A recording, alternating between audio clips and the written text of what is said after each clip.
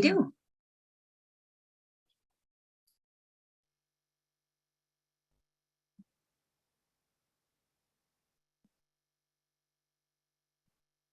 All right. Hi, everybody. Welcome to the Ad Hoc Housing Element Committee meeting on November 10th. I'm just taking a look here. Okay, at this point, we have 19 people who've joined us from the town. We'll continue to keep an eye on that. All right, so it's been a while since we've seen each other. But this is sort of the week we were all waiting for, right? Where we got feedback from HCD. So we're going to be spending the meeting reviewing that feedback, taking a look at what additional work we need to do to get to the finish line.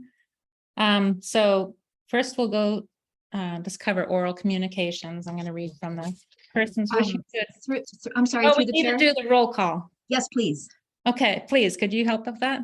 Yes, okay, I'm going off my list here. I'm alphabetical. Jeff Alves, Amy Armsby, Sarah Doherty, Yes.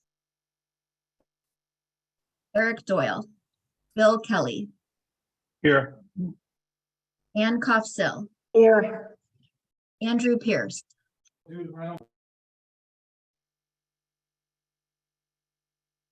I see Andrew. Here. Great, thank you. Al Sill, Here. Nicholas Targ, Present. Bob Turcott, Janie Ward, Here. Carol Warnikoff, Here. Helen Walter, and Chair MacArthur. I'm here. Okay. Oral communications. Persons wishing to address the Ad Hoc Housing Element Committee on any subject not on the agenda may do so now. Please note, however, that the Ad Hoc Housing Element Committee is not able to undertake extended discussion or action tonight on items not on the agenda. Comments will be limited to 2 minutes per person. Okay, so do we have any comments regarding issues not on the agenda? So we got Majda Jones, your hand is up. I would just like, hi, everyone. Hi. I just like some background on the HCD comments when they came in. Okay, Thanks. thank you.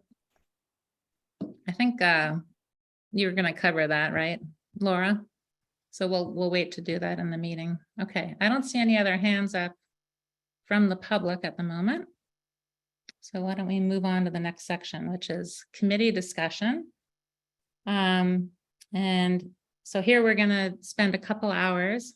So that means ending around 8:37, where we get feedback from Laura and talk about next steps and the role of our committee.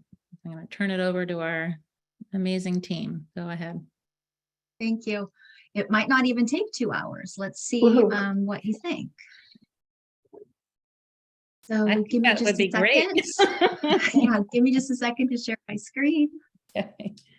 Zoom is a little bit weird today. I had to restart.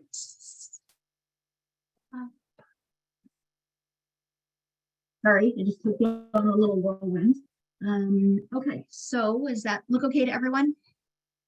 Great. It's nice to see you again. It's been quite a while. So we wanted to give you an update on the HCD comments. So this is housing and community development. If there's anybody new to this conversation, we already said welcome back to Adrian, who's been on maternity leave. And we also have Carla from Urban Planning Partners, and Dylan is here also. And then always our trusty town attorney, Cara, backing us up. So this is our normal format for presentations. We'll give a presentation. They can be committee questions for us. Then we'll go to public comments and then back for committee discussion on this item. So the purpose of the meeting tonight is to just do a brief recap of the housing element review process, where we are right now. We're going to talk about the key HCD comments and what I would call the big picture Program changes and voluntary upzoning program is where we're going to spend a little bit of time because we want to get some feedback on those items. And then we're going to talk about the process in the next steps. There's one kind of big thing that I wanted to make sure people are aware of. This has been in the media. If you haven't had a chance to check it out yet, I would Google builder's remedy. But the concept here is that people are looking at laws that have been in place for a long time, particularly one called the Housing Accountability Act, and making new interpretations of that law. And people are calling that the builder's remedy. And the idea here that people are pursuing is that a city or town must approve any project with 20% of units affordable to lower income households or 100% moderate income households, even if that project exceeds the zoning and the general plan density. So this is a big thing. It's happening in Southern California. We don't know how it's going to play out.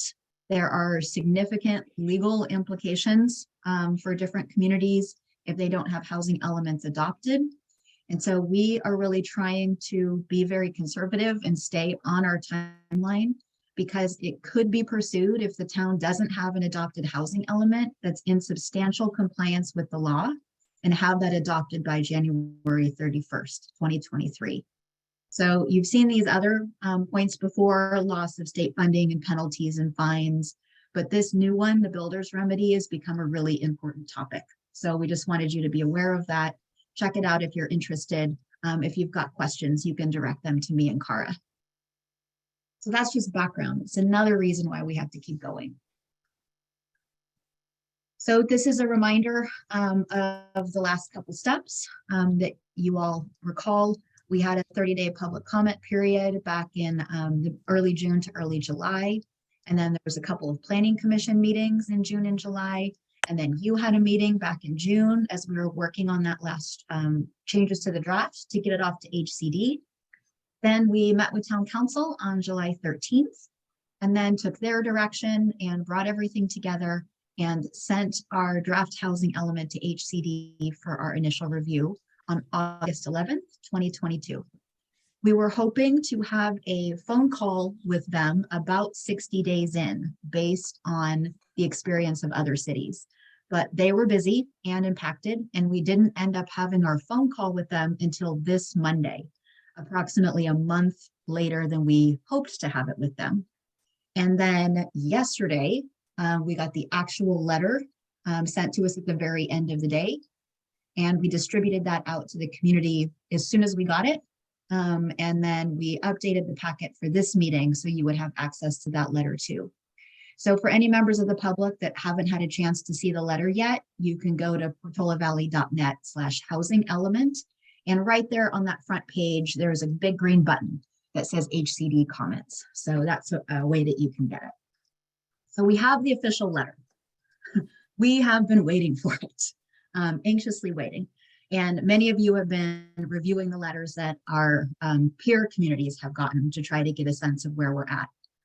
So we think, staff and our technical team thinks that basically it's good news. The way that we read the letter is that the basic structure of our housing element works, but we do have things that we need to clarify with our reviewer at HCD. We think that there's a lot of work ahead still. And here's our little, we can do it, we can finish. We think it's possible to complete the housing element and the associated work by January 31st. So again, our assessment of this, we're putting our heads together, all reading it, talking about it, thinking about it. We think there's three key areas that are fairly clear that we understand pretty well. They want us to do work on evaluation of the past housing element. They want us to do work on the housing needs, resources, and constraints, and around the program areas. So that feedback, we're feeling pretty good about that, what they mean. There's two areas that we think we have a good reading on it, but we want to make sure that we understand what they're looking for. And so we're going to have follow-up conversations with our HCD reviewer. We thought in the meeting that we had with him earlier this week, he was positive in his tone. He said things like he was looking looking forward to working with the town, getting us to the finish line, that we could reach out to him and he would work with us on individual questions. So we did feel positive about that ability to now work with him, that we're in this phase of the review. So we've kind of opened up, all this time, there wasn't as much access to the HCD reviewers. And now that we have someone who's read our element, we think we'll be able to go back and forth. So there's a couple areas that we want to go back and forth and make sure we understand, because that's where the biggest policy implications are. So one of them is in the sites inventory. And this is where obviously this committee has spent a tremendous amount of time. We want to make sure that we understand their comments and can provide them the information they're looking for. So we understand it as a request for additional information. They want a little more justification, but they want to make sure they understand our assumptions going in. So we think that that's what they want to see, and we feel confident we can provide that. We just want to have a conversation with them about exactly what they're looking for. The second area we want to talk to them about is related to ADUs and JADUs. We read it that they're asking for additional justification. And again, if that's what they're looking for, we think we can provide it. We did not read the letter to say that our ADU proposal is not acceptable, but they do tend to leave the door open a little bit. Like they want more information before they give us a final decision about whether something is acceptable or not. But we are reading this from a positive point of view, and our reviewer did not make any specific comments in our meeting that made us think that what we had proposed was unacceptable. So we read this as additional justification being necessary. And then there's another theme that runs through the comments and through the conversation we had with our reviewer, and that we've heard from our colleagues in other cities as well. They're looking for more backup measures. They're looking for us to identify plan B. So if one thing doesn't work out, what would we do instead? So we have some of these types of things in our ADU policies, but they're looking for more of that kind of language, we think, in multiple areas of the housing element. So we'll probably chat with him a little bit about that as well and make sure we understand what he's looking for. So I'm going to go through some of these key points where we got feedback and just let you know how we think we're going to handle them moving forward, and see if you have any comments for us. So the first one is additional information on the evaluation of the past housing element. This is really a technical task that staff can handle. So our team will be working on this, the technical team. And my internet says it's a little bit unstable. So if Jocelyn, if you could stop me if I start getting choppy, that would be great.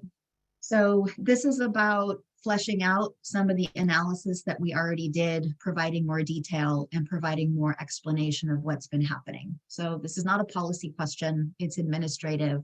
So the staff and consultant team or technical team will be working on this.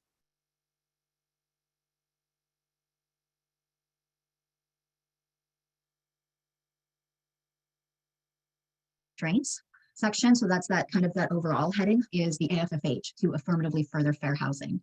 So every city and town that we're aware of received comments on this. So we do have the benefit of what other people have done before us. We do have additional resources from 21 Elements to work on this. So they're looking for some further analysis, additional data, and kind of connecting the dots more between different parts of the housing element. So we have resources to work on this. Again, we don't think they're policy issues. They're more about how it's drafted and what data is included. So again, on this one, we would propose that the technical team, staff, and consultants just implement this one. Next is the discussion of governmental constraints.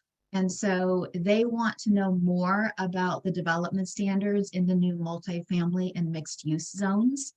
And they want to understand better the town's discretionary review process. So since we turned in the housing element back in August, a lot has happened, and we've done quite a bit of work on the development standards related to those new zones. And that work has been happening through the Planning Commission. So we have a lot more to tell them now than we had back then. So we can add additional information here, give them more data, help them to understand what we're proposing.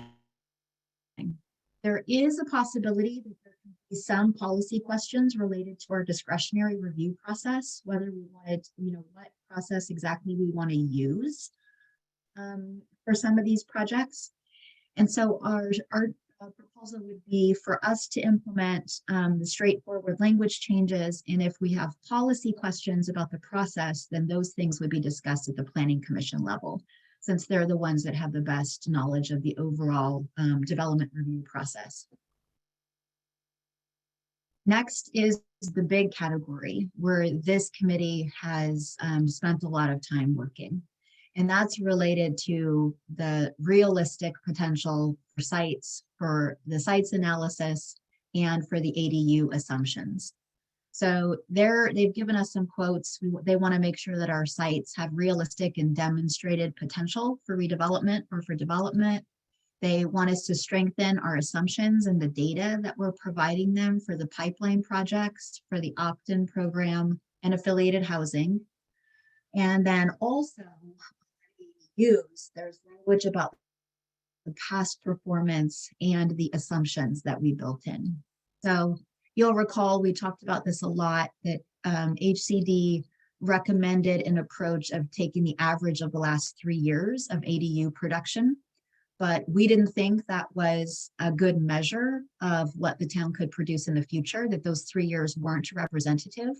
So we made a case to look at it differently, to expand that year range. And they didn't say we couldn't do that, but they suggested we need to strengthen that argument somewhat. So we know we need to do that. And these are the two things we need to talk to HCD about the most. So our approach here is to verify the comments with HCD first and make sure we know what they're looking for.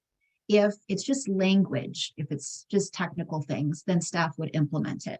If there are policy questions, then we would probably want to come back to this group and get feedback on the policy questions, because that's where you have done such good work, is related to the sites and the ADUs and how we get to those total numbers. So this one right now is a little bit of a question mark about what will happen next. And then related to programs, what they said was we have to demonstrate that the programs will have a beneficial impact within the planning period. So they want us to be more specific. And everybody warned us about this before, but nobody knew exactly what HCD was looking for.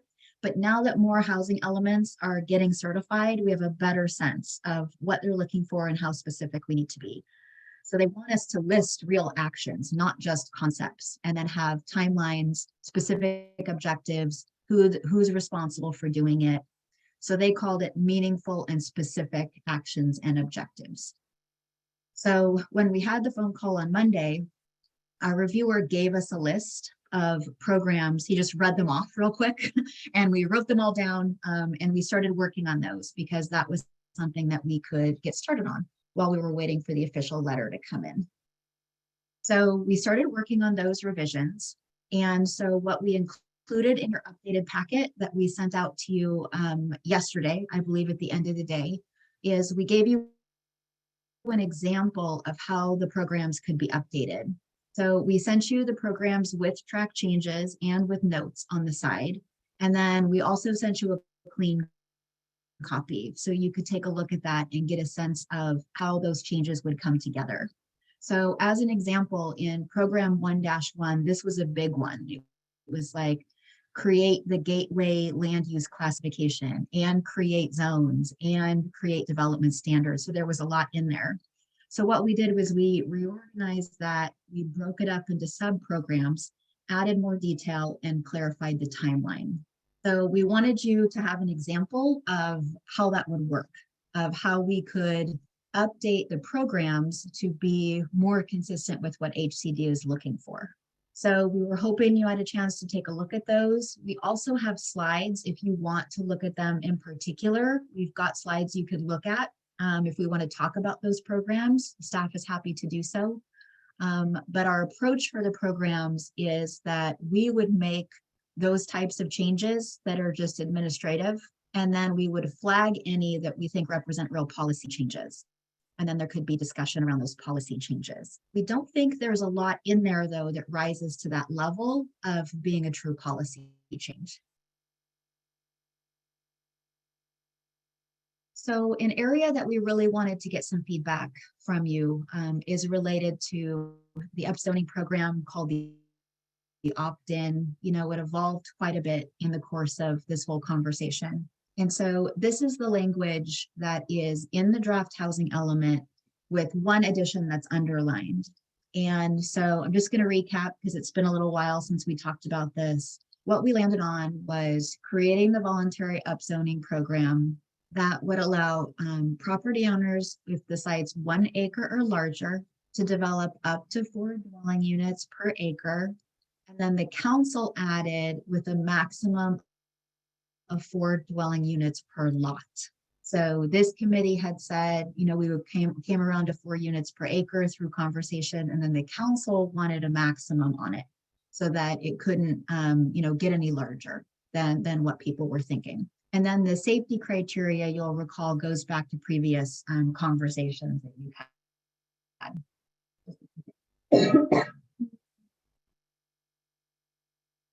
So this safety criteria is the same version that we've been looking at for quite a while. We have discussed the fact that it needs to be developed to be a little bit stronger in how specific it is. So for example, for the site slope, is it none of the parcel can be, you know, greater than 30%? What if a little corner of the parcel has a slope on it? So those types of things we need to think about how these different criteria would be implemented. The process that we talked about in the committee is that property owners would be required to go before the Planning Commission to demonstrate that they had met the safety criteria. So it wouldn't be a big discretionary review. It would just be making sure that that property met that specific safety criteria. And then the ASCC would review the application for the design. And that would be in compliance with design standards that were established already. So this is where it was left off with that change from the council to 4 dwelling units per lot.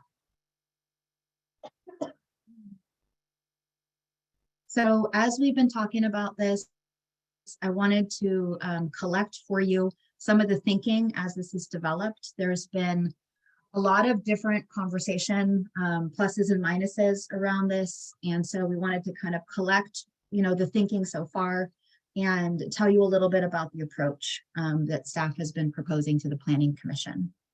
So thinking about the benefits that have been identified, that this is a potential to disperse some units throughout the community, diversify the housing types. So not everything would have to be detached single family homes, allows for what people have called family compounds, multi-generational housing, chances to age in place.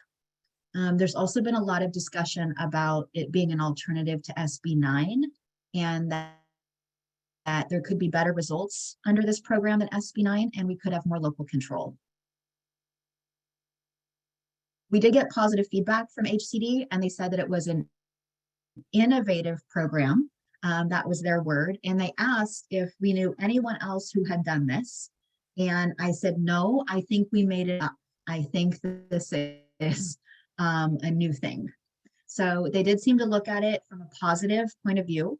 And so it was nice for them to be thinking about the fact that the town was trying to take creative approaches to meet the requirements in a way that, you know, met the community's standards or expectations. So the consultants and staff went back and thought a lot about how do we actually implement this now? Because again, we're making this up. This is something new. And we were trying to figure out the best way to implement it. And we originally thought about putting it within the zoning ordinance itself. And then we thought about the fact that we wanted to limit it, that it wasn't going to go on forever.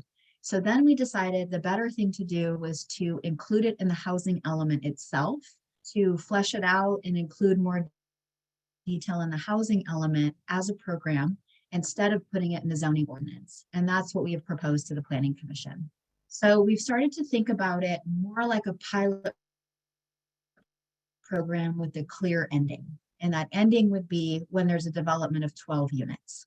So it could only be, it could be 3 sites with 4 units each, a total of 12 units, or some combination with lesser units. In order for that approach to work, we recognize, and the Planning Commission pointed out, that we need to provide some sort of incentive for people to do this instead of just doing SB9. And the thing that's coming up is an increase in floor area. So I wanted to give you a reminder of what SB9 says. And then we want to get some feedback from you about how we might be able to address this. So we're assuming that a lot size is less than 3.5 acres. Here in town already, you can have a primary house, and that's limited by the adjusted maximum floor area, the AMFA. And that can include already a 500 square foot JADU. And then you can have an ADU if it's new and detached. It can exceed the AMFA by 800 square feet, and it can have the 4-foot side and rear setbacks. Then you can also have an SB9 unit that could be detached or attached, and that can exceed the AMFA by 800 square feet also, and can also have 4-foot side and rear setbacks. So under the state law for ADUs and SB9 units, people can already go over the floor area by 1,600 square feet, just the base of the state law. The way that our code is written, in some cases, they can go higher than that. So we already have the situation where people have this option that's available to them. So how can we structure the voluntary upzoning program to be better for the community than this option, is how we've been thinking about it. So here's a couple of examples of how it might be better for the community. We could allow 4 units in one building that looks like a large single family home. We could have smaller units that comply with local setbacks. So like 4 smaller cottages with nice setbacks around them.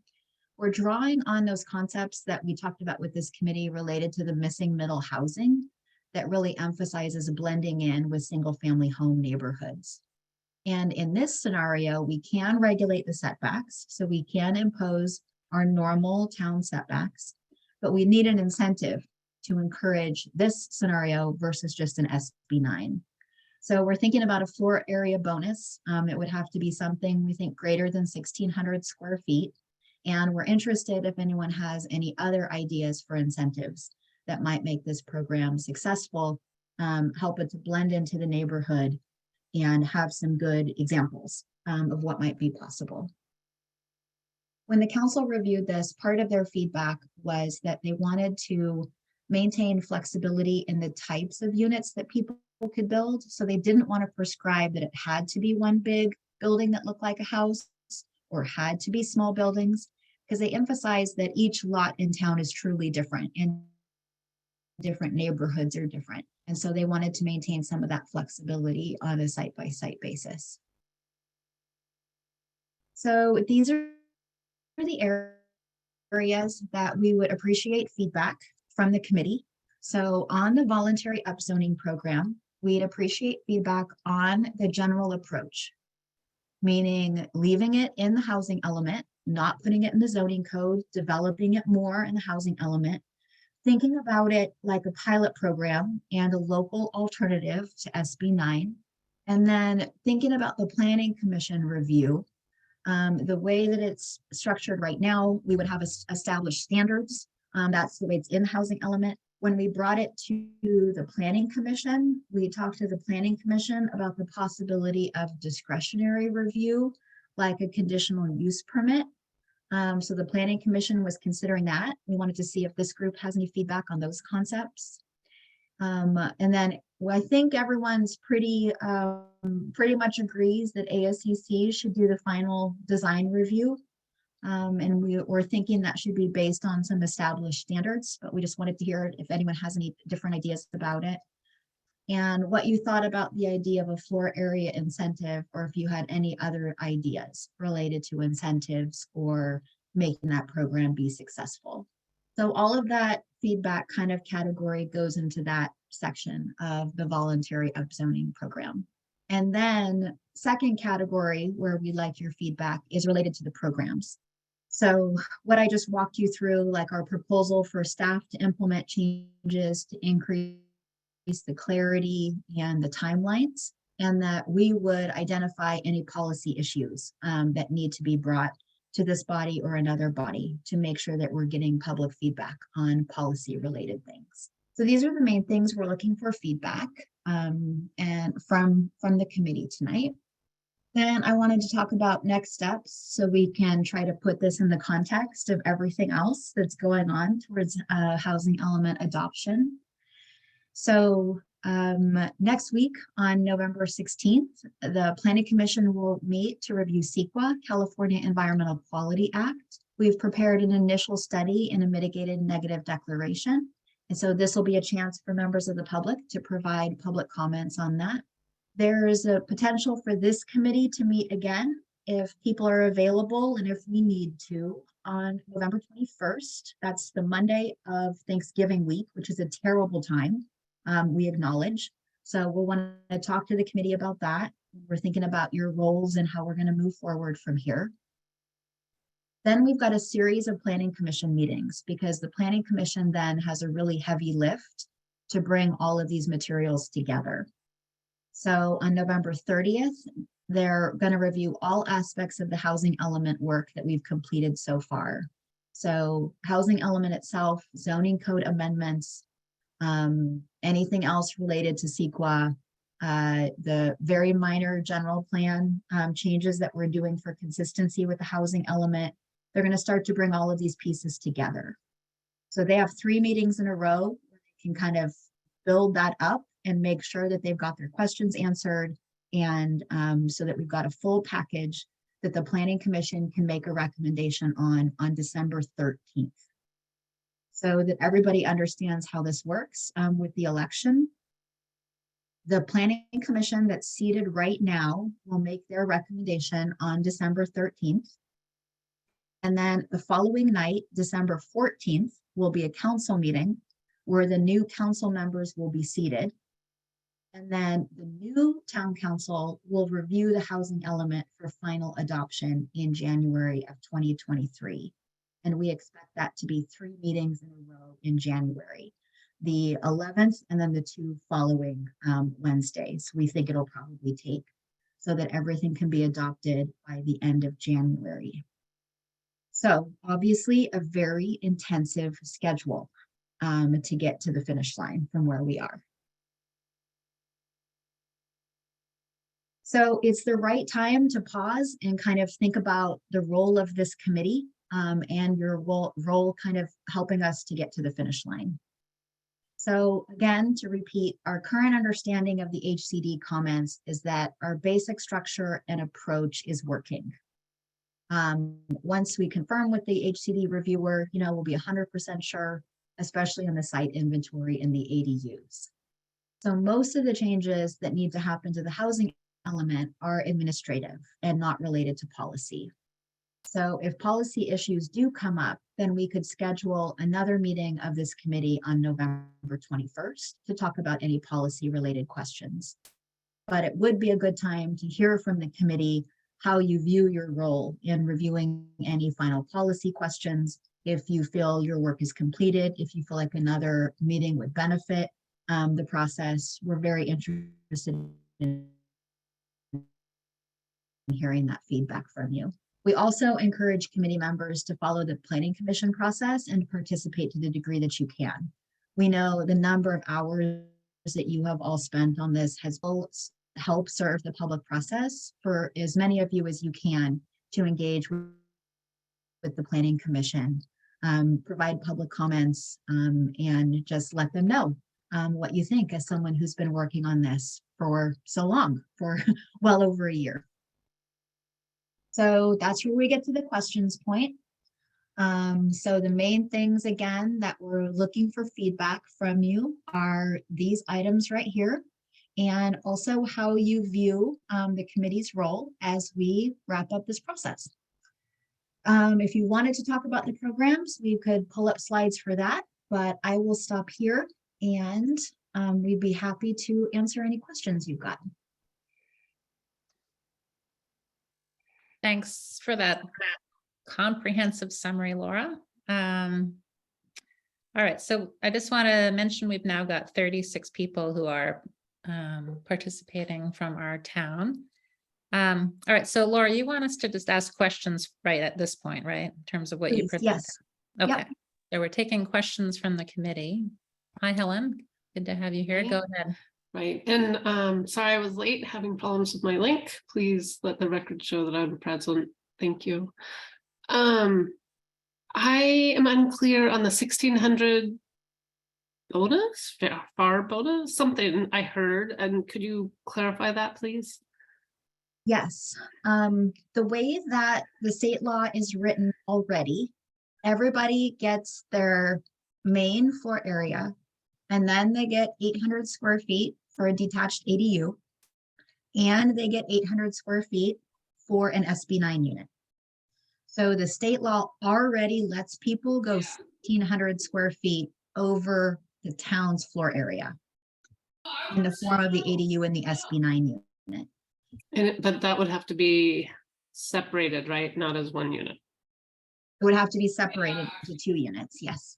And just to remind me, as I recall, the town of Portola Valley limits SB9 units to 1,200 square feet each. The 2 Yes, I units. have the code in front of me. I can double check, but it depends on whether it's 1 bedroom or 2 bedrooms. I think 1 bedrooms are 850 and 2 bedrooms are 1,100. But I've got it here. Thank you. So if we want the exact numbers, let me know, Helen, but that's pretty close. Okay, thanks. All right, thanks, Helen. All right, Anne, go ahead. Oh, thanks, Laura. I just want to make sure I have this clear or get it clear for everybody. I've been looking at the housing elements for nearby towns, namely Woodside, Atherton, and Los Altos Hills. They're super hard to read and understand, right? But the news reports seem very clear that those towns have basically no chance, I think, to get a compliant housing element by January 31st, which puts them at risk of these builders' remedies. And my understanding is it's because they have to actually come up with some new sites, which puts them back where we were kind of in March. I just want to clarify or have you tell us all, we don't think we have to find any new sites, right? And then that means that we have a chance. It depends on the Planning Commission, of which I'm chair, and the new town council, but if we really pull it all together, we can get something compliant by January 31st, and then would not have to lose sleep over this builder's remedy. Is that all true, what I said? I can assure you, I will still lose sleep. But our reading of the letter is that we do not have to find new sites. Really good. We think that we need to provide additional justification for our sites. And that goes hand in hand, as this group knows, with the number of ADUs. So same thing, we think we have to provide additional justification, but that's why we want to clarify and really work hand in hand with the HCD reviewer to make sure that that's the case. But that's the assumption that we're working under as of today. Okay, and that's just really, really, really great news. Thank you. Good question, Anne. Thank you. Okay, Andrew, go ahead. First question, why do we need to provide incentives, or why would anyone think we needed to provide incentives beyond SB9 under this voluntary upzoning? If the voluntary upzoning produces X number of units and we're required to produce X number of units, and SB9 either helps or doesn't help with that, what difference does it make as long as the units are going to get built? And a second part of that was, why are we talking about discretionary review? Discretionary review, in my mind, means units don't get built. That's what it means. But, so that's a question and a comment. Okay, so for SB9 incentives, this committee will recall that we talked about numerous different things that originally were a higher number of units potentially resulting on sites. So at one point we were talking about 6 units per acre, and then it went down to 4 units per acre, and then it was capped at 4 units per acre with a 4-unit maximum. And so it became more similar to SB9 because of that reduction. And then the thinking became, if we're going to do this kind of program, that we would rather have people do our local program where we could regulate the setbacks in particular, because a problem with the 4-foot setbacks, and there's fire resilience concerns around the 4-foot setbacks. So the idea was that it would be similar to SB9, but we would want it to make it more, make it preferable to SB9. So a few people would go that route, and then we could try it out and see if it works for the community, you know, with a limit of 12 units. Well, does that HCD have an answer your opinion on question? that, one way or the other? They didn't express that opinion or any opinion on it. What they did ask us a couple questions, and I did try to explain to them that the town was interested in pursuing a small program that would allow different housing types, not just single family. And this was a way to try to make it fit in better with the community and preserve the local setbacks. In terms of discretionary review, the state is definitely moving in the direction away from discretionary review, and discretionary review is definitely considered a constraint to development from HCD's point of view. So I think your point is well taken, that discretionary review does equal an impediment in the state's mind. Thanks. Laura, if I could just chime in a little bit more on the SB9 question. Recall that in our housing element, we are not asking for credit for any SB9 units. There are some cities and towns that are allocating SB9 units towards their RHNA. We did that partially because our ordinance is a little stricter than other cities and doesn't have the additional incentives that would result in additional units.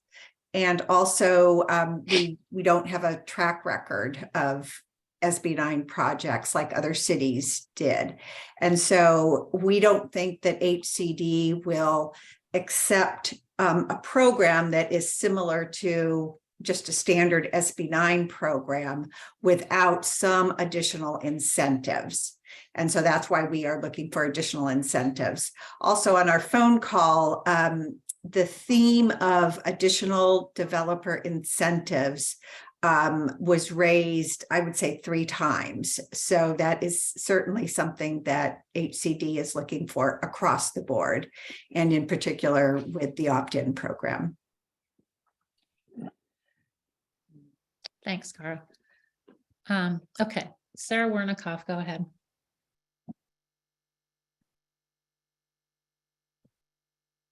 It would be, I'm trying to remember some of my questions as you guys were going through the slides, but I don't have the slides, which if anybody gets a chance, if you guys could send those out. But in the meantime, I think your first slide mentioned backup measures. Do you mind going back to the slides, Laura? Because I might have to be able to look at them in order to formulate my questions. I think your first slide at the bottom had a category of backup measures. And so I'm sorry, hold on, give me just a second. no worries. Doing a weird thing.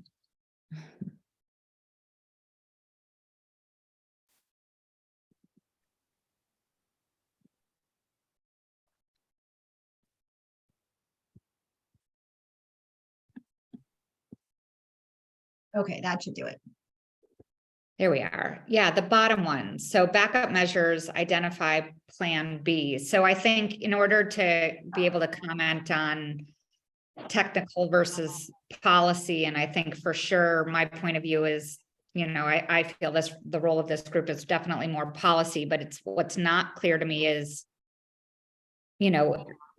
backup measures, I assume would be policies. And so I'm assuming those aren't the things we're discussing tonight. So really, what is that? And I guess it's kind of a similar question for sites inventory and ADUs. And I know you still have outstanding questions to HCD to really understand exactly what we need to do there. So without knowing what we need to do, it's hard to know if parts of it's going to be policy, I guess, in all of those categories is what I'm kind of grappling with.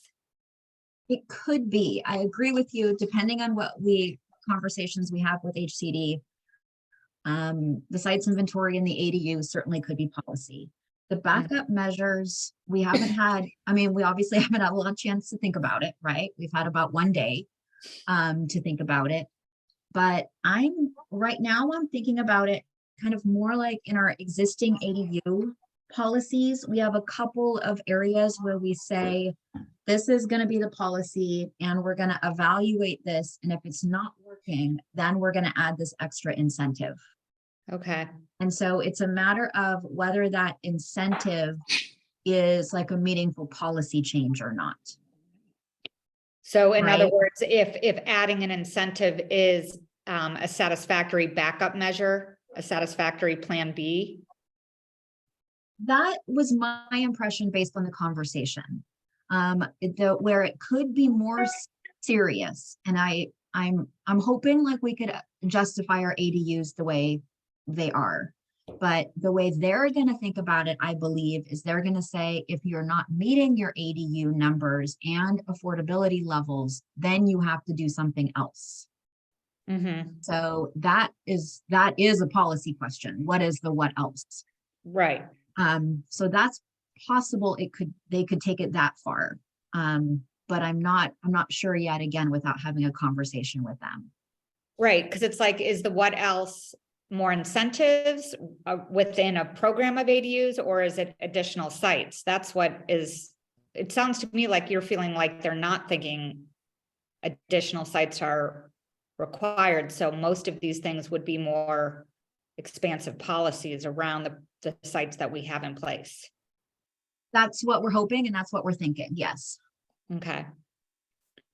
On the ADUs, this is a good slide here because it's got a bunch of these questions. I know, as I think everybody on the committee knows, the ADU ambassador team is working on the ADU survey. Laura, do you see that exercise having any different role? I mean, I know the main reason we are doing that is based on feedback from the community throughout the months of this process. But do you see any difference in that now that we have this additional information from HCD, or is it still pretty much the same goal? I think now that we have this additional information from HCD, the ADU ambassador survey could be more helpful. They're gonna take it, my impression is they're gonna take it a little bit with a grain of salt, because we know some other communities have tried to survey people kind of intentionally to boost up their ADU numbers. Right. But we may be able to get data from the survey that would help us kind of in our justification or in our narrative. So the timing, we have to think about the timing of that. But I think we could pull things out of that to help them understand the community's, genuine interest in Right. pursuing ADUs as part of this. And what we've heard from people, their genuine interest at renting them to lower income people. Right. If people will really come through on that. Right. And then, of course, HCD will eventually, it sounds like, be auditing more. So the real test will be if there's actual permits in the pipeline, but I assume when they're Yes. based on the language in here. Yeah. Yep. Okay. And then at one of the slides was talking about government constraints and said that we needed development standards for new multifamily. What does that really mean? This is related to the new zoning districts that Right. we're creating. And so this is the work that the Planning Commission is working on right now. So we've had 2 study sessions. We got feedback from the Planning Commission about, we're really going to kind of narrow the focus of the Planning Commission's work onto what we have to update now, because this is such a heavy lift. But we are creating new zoning districts for multifamily and for mixed use and creating development standards for them. So that's happening right now. So what, So I guess HCD that's my doesn't question. know. HCD doesn't know how far we are along on that. Okay, and are the development standards like setbacks, height, floor area Yes. ratio, those kind of, okay, Yes. gotcha.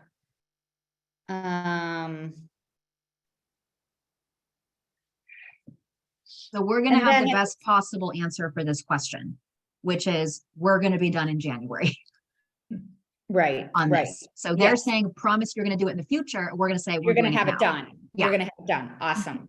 And then on the sites inventory, similarly, there was a slide here that said realistic demonstrated potential. So that's where you need clarification about what that really means. You don't know yet. Right, because the way that the law and the guidance is written is hard to apply for our case. So like they want you to go into your history and say, in the past, when we've had these sites, they developed at this rate. Well, we Ah. don't have any history and none of our peer small towns have this history. So we can't compare ourselves to a bigger city. So that's a conversation I think we have to have with them to see what are they really looking for, Mhm. because we think we have good information like local knowledge and information from some of the property owners that I'm hoping will be the justification they're looking for. Okay, and then my last question, I'm sorry. If you go to your discussion points, I think I had a question on that. I think the slide was towards the end here. Committee feedback. I didn't understand, so I know this is where you want feedback. Describe in more detail in the housing element, not in the zoning code. Could you describe that a little bit more, that particular bullet? What that means? Sure. What we're saying here is when we originally imagined this program, we thought we were going to put it into the zoning code, like we thought we were going to codify it.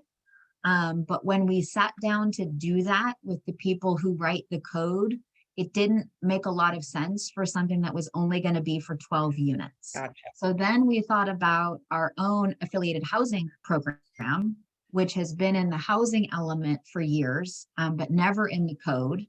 And it worked in that way, do you know what I mean? For something that applied only to certain places and for certain things.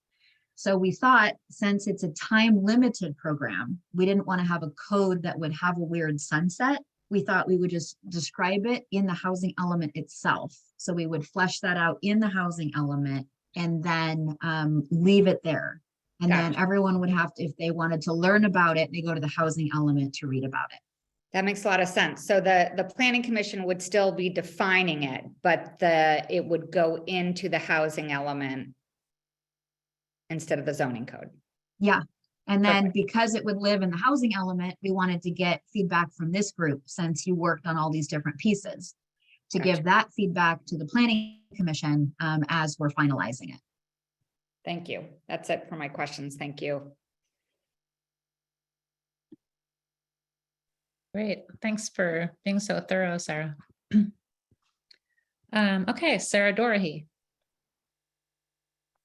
Yeah, just quickly following up on that comment. Now the slide's gone, but just so we all understand, it's not going to be rezoned, this voluntary upzoning, because it's a pilot program, so it makes no sense to make that a permanent thing. So this is a way to try something out without sort of committing to it forever. Is that basically how we understand that? That's a good way to think about it. Right. Okay. So okay. Thanks. Nicholas, go ahead.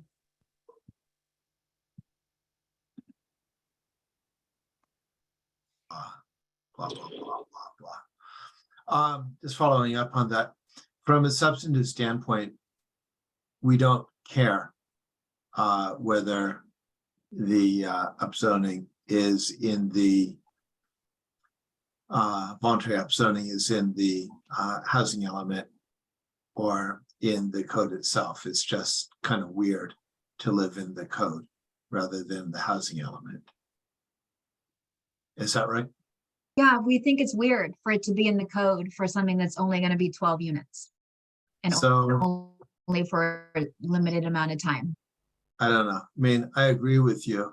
I think if they want their bread buttered on both sides, I'm all for delivering them the kind of toast they want, I guess. Doesn't seem like it's a substantive issue. In terms of additional incentives, can you remind us of what it was that this body put forward to the council? As I remember that there was some amendments that were made, where it's possible that it was the planning commission that made a different proposal and council then amended it, and it might be worth revisiting where we were previously. So to say which bodies made which recommendation? There was the council modified the recommendation that was made to it regarding upzoning. And if you can help refresh our recollection as to where we were before the modifications were made, that might cast some be of some assistance in thinking about where we might want to go. So that was definitely the council that limited the program to 4 units per lot. Right. But I'm sorry, I don't remember who changed it from 6 units per acre down to 4 units per acre. I don't know if that was the planning commission, the council, or this body. We So would have to I dig think- through the stuff to know for sure. So I think that it was the council, but I think that it was also a somewhat different program as well that went to, we have a member of the council, and I recognize it's a little bit unfair to ask the question, but if there's a member of the council who might have a recollection. My recollection is that it was a somewhat different program, kind of altogether, that was proposed to the council. And then it came back looking a little bit more like an SB9 kind of approach. But I guess if we don't have the recollection of what went up and how it was amended, that's. Carla, could you pull up the staff report to the council from July 13th and pull up that what we did was we included the recommendations of this body and the recommendations of the planning commission. So we just had a little summary. So that might trigger people's memories. It'll take us just a second. That'd be For great. what as it's we go worth, I don't forward. remember it being, if you're asking me, Nicholas, I don't remember it being 6 or having a discussion about moving it down. That council meeting this summer was all about whether to include it or not include it, the opt-in, but there wasn't a detailed conversation about changing it. The number of Interesting. units, that is. Okay, well, that'd be But- helpful. But Kara can confirm. The other kinds of 2 other items that I have, one is we have basically, with some exception, a 20% buffer. And I was wondering if that came up as in terms of a conversation in the context maybe of what our backup is. Because it seems like if we have basically a 20%, it'll be slightly less than that. That seems like a pretty good backup. And I was wondering if that was part of your conversation with our friends at HCD. We did not talk about the buffer with HCD. And so we can go back to them as part of our justification and as part of our backup to remind them that we have a buffer. I don't think we came out to 20% overall once we made the No. final changes. I think we were 15% overall. Yeah, I Is think we're a little 15 or shy. 16. Right. So would that be the sort of thing, so what, the backup is a what happens if it doesn't happen? And the part of the answer is that was a requirement for, or the urging for a buffer is, I guess, is part of it. So this feels like a little bit more brake pad before we get into the buffer that was created. Am I thinking about that wrong or right? I think HCD is looking for a buffer and they're looking for backup plans if the other things don't work out. That's my, Yeah. because the buffer is more associated with the sites and they're saying, what are you going to do if your ADUs don't produce the numbers that you're expecting? So I think they're looking for both things. It'd be worth seeing whether or not we have a 20% buffer for our ADUs. Or refreshing a recollection of what our We don't. buffers were. I don't think we have buffers for ADUs. Right, it's not specified per program, I don't think. Somebody can help me or clarify that if you can check, please. The last item is, in your conversation with HCD, did you talk with them or did they respond or acknowledge that we're severely constrained in terms of fire danger and earthquakes and land stability? Were they interested in that at all? Were they responsive to that? Yeah, I found him to be quite responsive. We included information about that in the cover letter that we sent. And we had a meeting that was kind of a meet and greet meeting with him a few weeks before we got comments from him. So we asked for that meeting, he accepted it. I spent about 15 minutes showing him the town's geologic map, showing him road widths, talking about fire safety, talking about fire resilience planning, and he was very receptive to it. He said things like, that's very good to know, that helps, I appreciate that. So I think that he took that into consideration in his review to the degree that he has that flexibility to do so. Did that come out in any of the comments that he made to you during the meeting? Was there a specific recognition of the remarkable challenges and the danger that it places the town in? He didn't acknowledge it specifically in the conversation where we talked about the comments.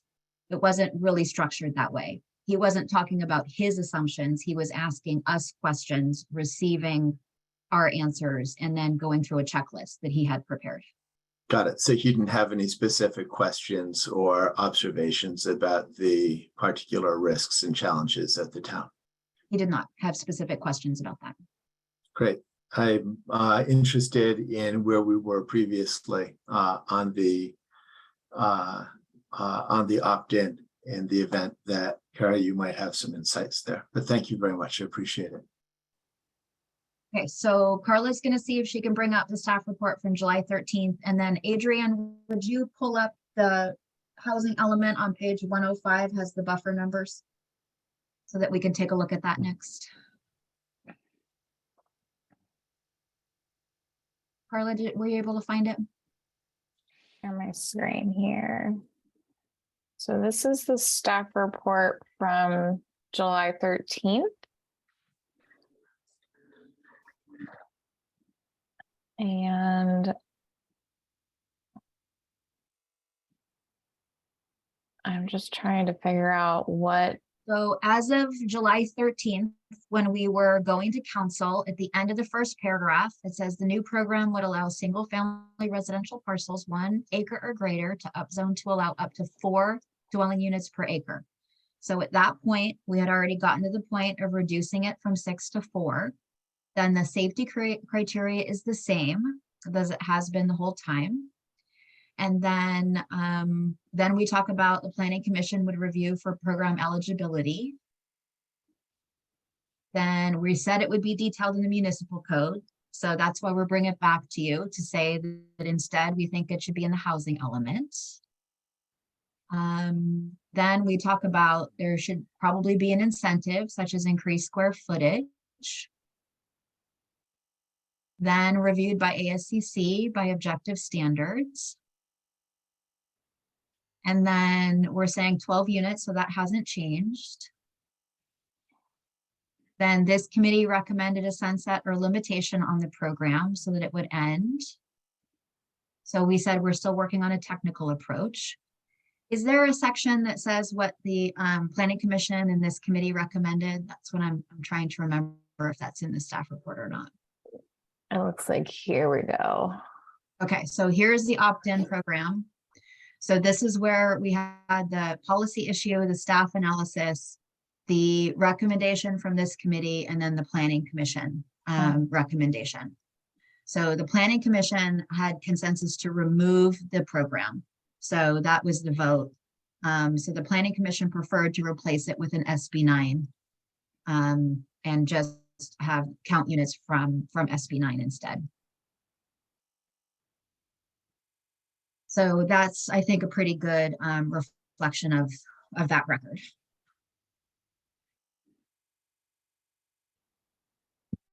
Great, thank you.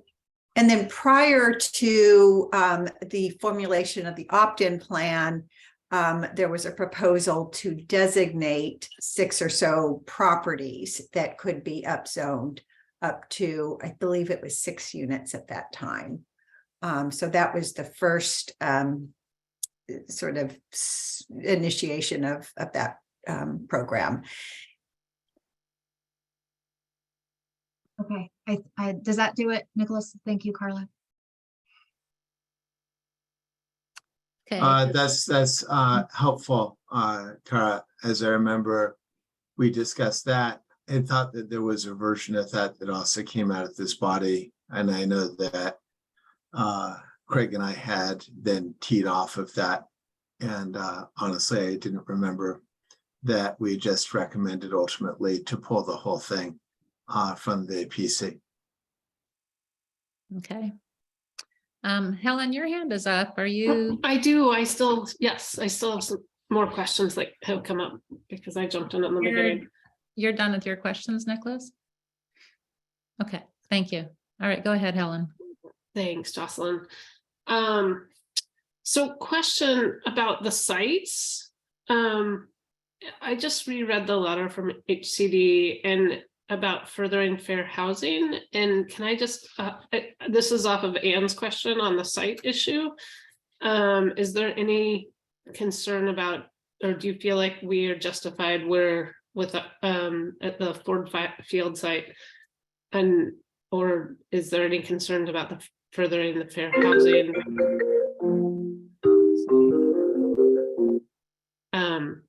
Furthering the fair housing, that most of the multifamily will be in a, a clump. So I'm just curious about that. We didn't receive any specific comment from the reviewer on that. We certainly were listening for that. I imagine that there's an acknowledgement from the HCD reviewers that affordable housing developments have to have about 50 units to be successful. And so I'm guessing they know that, and that's part of their review, assumptions. And so I thought we might get that kind of comment, and we did not get that comment direct. Great. Okay. Thank you. In terms of the incentives of an increase of FAR, what would that be based on? Like, obviously right now the current allowable FAR is based on a variety of factors. And so, for instance, if someone wanted to build 3 units versus 4 units, like do you have any ideas of what an increase in FAR would look like? We don't have a specific proposal.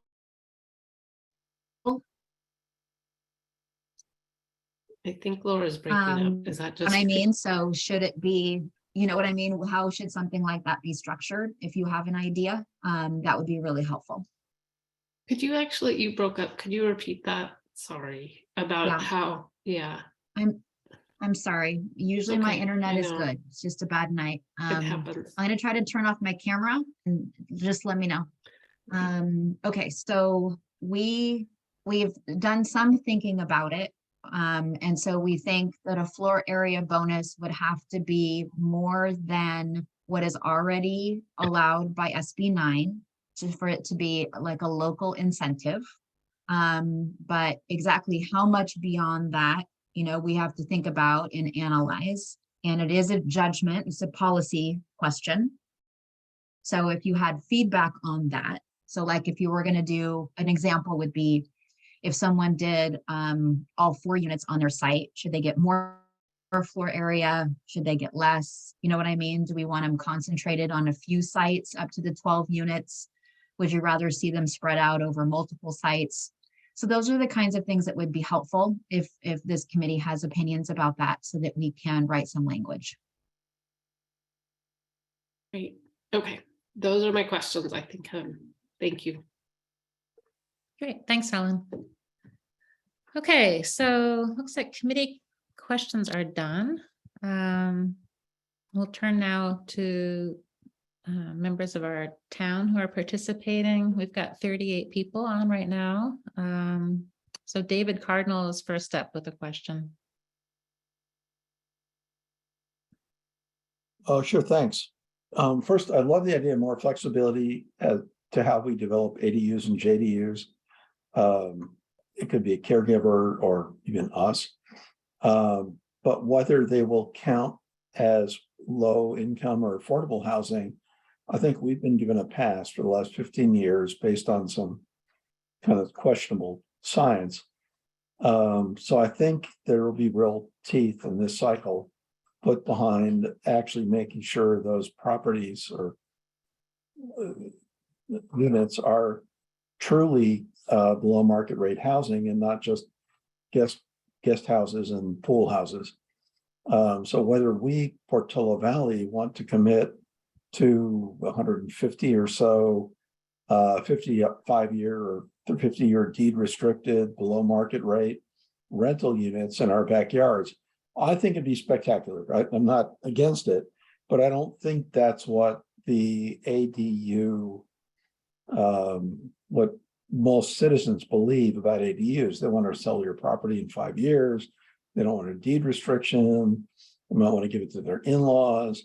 So if you look at what the true low-income housing, like Willow Commons, have begun to go through, it's a big piece of paperwork. So I think we're going to have to deal with that. And on the buffering thing, I think that's the biggest waste of energy in the whole thing. No one gives a crap at the end of the day, whether we build 253 or 301 units. The whole point of the buffer is we are unlikely to build even 200 units. So, in the unlikely event, we can actually get to 200 or 250. No one's going to care if we stop. So planning for a buffer, I think, is like, yeah, great, fine. But the truth is we have to deliver something. Thank you. Okay, thank you. Ron Eastman is next, please.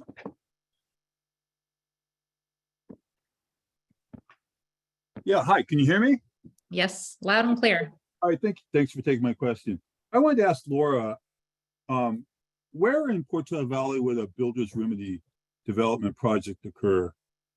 Because the LA projects, which have been much discussed in regard to being out of compliance, those were all very large projects in flat urban neighborhoods, Santa Monica, Redondo Beach. Pretty much that's all flat land. And those were projects that were in the works for years, and they're high-rise projects. So where would that happen in Portola Valley? My guess is nowhere. Not here where it costs $1,000 to $1,500 a square foot to build. And we just don't have the space. It's too expensive to build here. And from what I've read, affordability begins at 200 units and more. And our fire department doesn't have a ladder truck that will reach above 3 stories. So I'm just wondering where that would occur in Portola Valley. And if, are there any projects in the pipeline now for which the builder's remedy could be applied? And if so, where? All right, thank you. Thank you, Ron. Okay, next question is from Karen. Karen, be great if you could provide your last name, please. This is Karen Batra. I have an idea that I just thought of during this discussion, so hopefully it's clear. And this is how to demonstrate that the opt-in program is better than the SB9. So with SB9, the two lots have to be basically the same size, or about 40%, 40-60. But with our opt-in, the landowner has more flexibility whether or not to split the land at all. So if they wanted to build a multifamily unit for whatever reason in one building, you can't really do that with SB9. And you could have shared outdoor space perhaps, and maybe shared laundry rooms, maybe even a shared kitchen for whatever purpose. And you can't do that with SB9. And then with the other end of the spectrum, if you did want to divide it into, say, 4 different separate, more cottage-like things, you could divide that into 4 lots with our opt-in. So with the 3 cases we're doing this, I think that there might be 3 cases in this way that would be interesting, that wouldn't be SB9 available. And with our interesting topography, it might work better, not doing that 40-60 thing. And also, if we did go with this approach, we'd have to put some sort of guardrail, so you don't have a tiny little lot somewhere in the corner, or we'd have to think through how we would incentivize that. But I do actually think there's an incentive there implicitly. Thank you.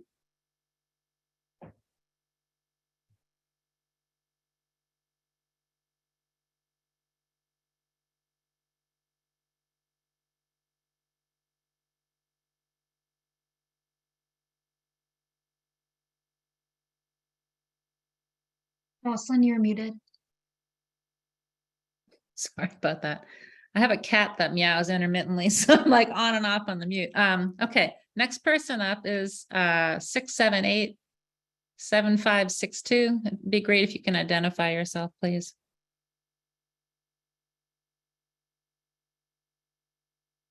Thank you very much. My name is Caroline Vertonghen. Thank you for including the residents to participate in this discussion.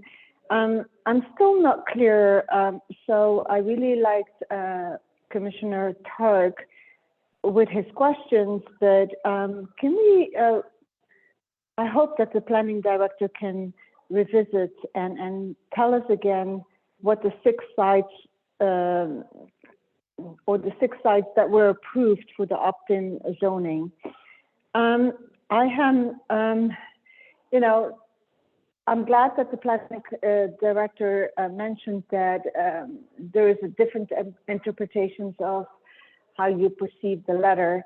I am very concerned about the letter that we received from HCD, especially starting from page 10 to 13 and then 14 with the housing programs, because I have not seen any housing programs that actually would work in Portola Valley.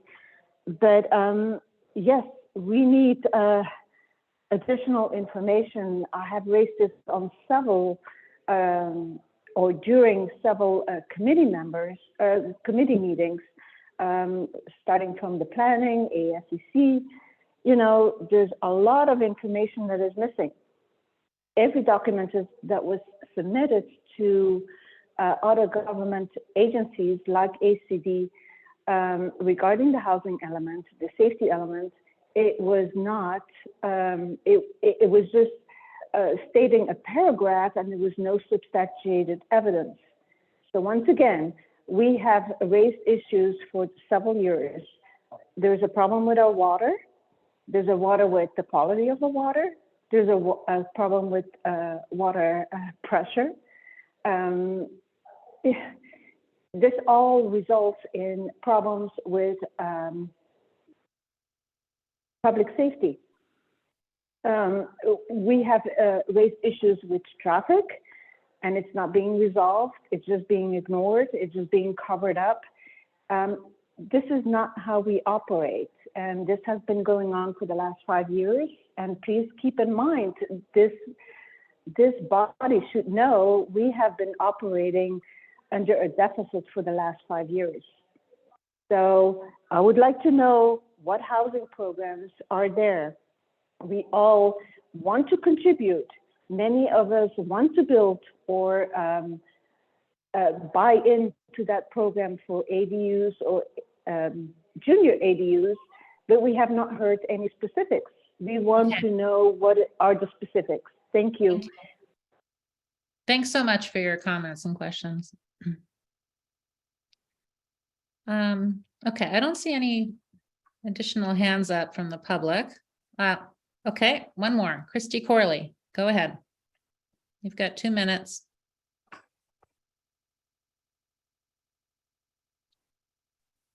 Christy?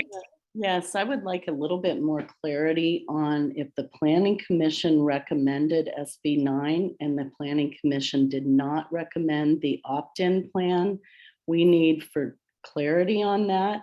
My question is, doesn't the Planning Commission have more voting authority and their opinion take precedent over the ad hoc housing committee recommendation? So I would like to really know if the Planning Commission did not recommend the opt-in plan. I think you list the opt-in program as a benefit to our community. I don't think all residents believe that. Someone next to me can upzone by their choice and with your approval in an R1 zone.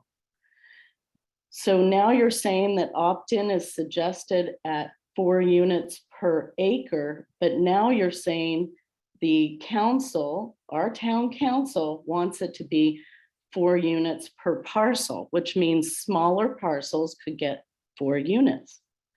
And that means it goes to only certain areas of the town, and those areas that do not have an HOA could see a lot of development versus those that are in an HOA. So I think these things really need to be considered, and the standards for the opt-in program need to be in place for the residents to see this and understand this. Did you really verbalize the challenges of the wildfire risks and hazards when you talked to HCD this week verbally, or was it many months ago? And that's my other question. And I don't see a timer. Oh, there it is. Okay. Yeah. And time is up. Thank you, Christy. I think we'll have Laura just kind of clarify some of your comments. Next one's Carol Russell. Carol? Just say you're taking. Can you hear me? Say you're taking them to. Yes. Okay, hi, Bill Russell here. Hi, Bill. Hello to you. 2 quick questions, probably best for Laura. And I came in a little late, so some of this may already have been covered. With respect to 4370 Alpine and 4394 Alpine, what specific additional information do you believe the state wants as a condition to approval of these sites? And what specific information have you obtained from the owners of these 2 sites that you believe impacts what the state will likely do? Second question, I'm confused by the definition of when a town or a jurisdiction is deemed to have what is referred to as a compliant housing element. Let me give you an example. If by January 31, 2023, we submit what we believe is our final proposed housing element, and then it isn't approved by the state until, I'll make this up, April 1, are we deemed to have had an approved compliant HCD element by January when it was submitted, or by April? It makes a difference in terms of the requirement for submitting appropriate backup zoning. Those are my questions. Okay, thank you, Bill. You're welcome. Appreciate your questions. Okay, next up is Greg. If you can give us your last name, please. Yeah, it's Greg. It's Greg Franklin. Hi. Oh. Okay. Was that better? We got some Yeah, we can hear you. You've got 2 minutes. Okay, good. Thank you. So I've got a question about the interface with the HCD. So is our reviewer Molly Long? That's question number one. And then in your interaction with them, have we made clear to HCD that Portola Valley is not an affordable housing dodger? Have we emphasized that our last cycle quota was 62? We look like we're going to finish up with 100. That's 38 more, about 60% higher than we were required by the last RHNA quota. Because I doubt very much whether there are many communities in California that have exceeded their previous quota by 60%. I think that's important for the reviewer to understand. And I thought Commissioner Targ's comment about emphasizing the remarkable dangers and challenges that we have as a town is relevant. And that's why that preamble about our performance on the last cycle, I think, is important. I think that we should be perennially looking for new sites, and maybe we should include a sentence or two to say that we have a housing trust fund with $4.6 million that we plan to allocate to acquire public land to be able to provide affordable housing. And the last thing with respect to our dangers and challenges, we have a situation where several households within 1,000 feet of our current sites that are in the plan their owners have to resort to the California Fair Plan to get their homes insured. And from the conversations I've had with several of those owners, they're having to pay between $4,000 and $10,000 a year to get fire insurance from the Fair Plan to be able to insure their homes. Okay, Greg, thank you. Are you finished with your questions? Thank you, yeah. Okay, terrific, thanks. I think just one point, and Laura will second this, but my understanding is town council has not decided what to do with the money we have set aside to help with housing. Okay, Rita, your hand is up. Go ahead. Thank you. I just want to quickly say that a lot of people are only putting their first names because of this Rungy software that shows everybody's full name on it. And the software that's used, we don't know how stable it is or if it's tested or anything about it. So it is at the beginning of this agenda for tonight that the run for people to use that Rungy software. And I think moving forward, the town needs to remove that as a suggestion and do some testing on it. But that's not my comment. My comment is at the beginning of this meeting, Laura Russell talked about some documents that have now addressed the different comments that HCD has made.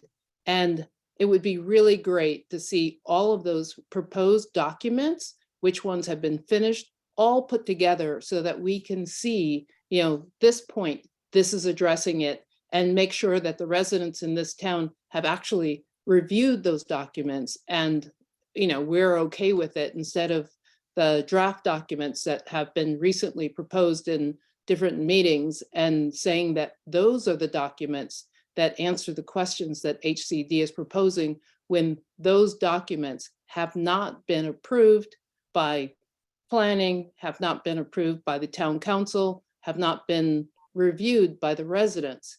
So it's kind of confusing to keep up with all the things that have been put out there that take care of these different issues. It would be really nice to see the document itself with these things put in there so that the residents can see it as all one package instead of how it's being presented right now.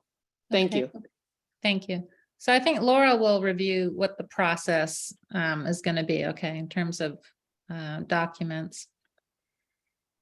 Okay, looks like we have no more questions from the public now. We've got 37 people on the meeting at this point. And Laura, I'm trying to see where you are. There you are. Do you want to? Tell me if I'm breaking up and I'll turn my camera back off. Okay, got it. Okay, so trying to answer some of the questions as best as we can. There was a question about where in Portola Valley do I think a builder's remedy project could occur? There was statements about how Southern California has a different context. That's true. There was a lot of projects that were in the works that were submitted as builder's remedy projects. I agree with that. I think that's true. We do not have any projects in the pipeline that I think people would apply for a builder's remedy. To me, the concern is more that it's very easy under state law, especially SB 330, to submit what's called like a preliminary application and have vested rights that comes with that. It's not a very high threshold of how many materials have to be submitted to have that trigger go into place. So our concern, that we're trying to express to the community and make people aware of is that it could be possible for someone to submit an application with pretty limited materials. And they may or may not go through with it. It may or may not be subject to CEQA review. It may or may not pass CEQA review. All those questions are unknown, but the town could be in the position of having an application that it then has to deal with or challenge or figure out how to process. So any of those scenarios, we're trying to make the community aware of so that that can be part of the decision making. Certainly, there are some communities that are much more worried about this than others. And that, just depends on the local context.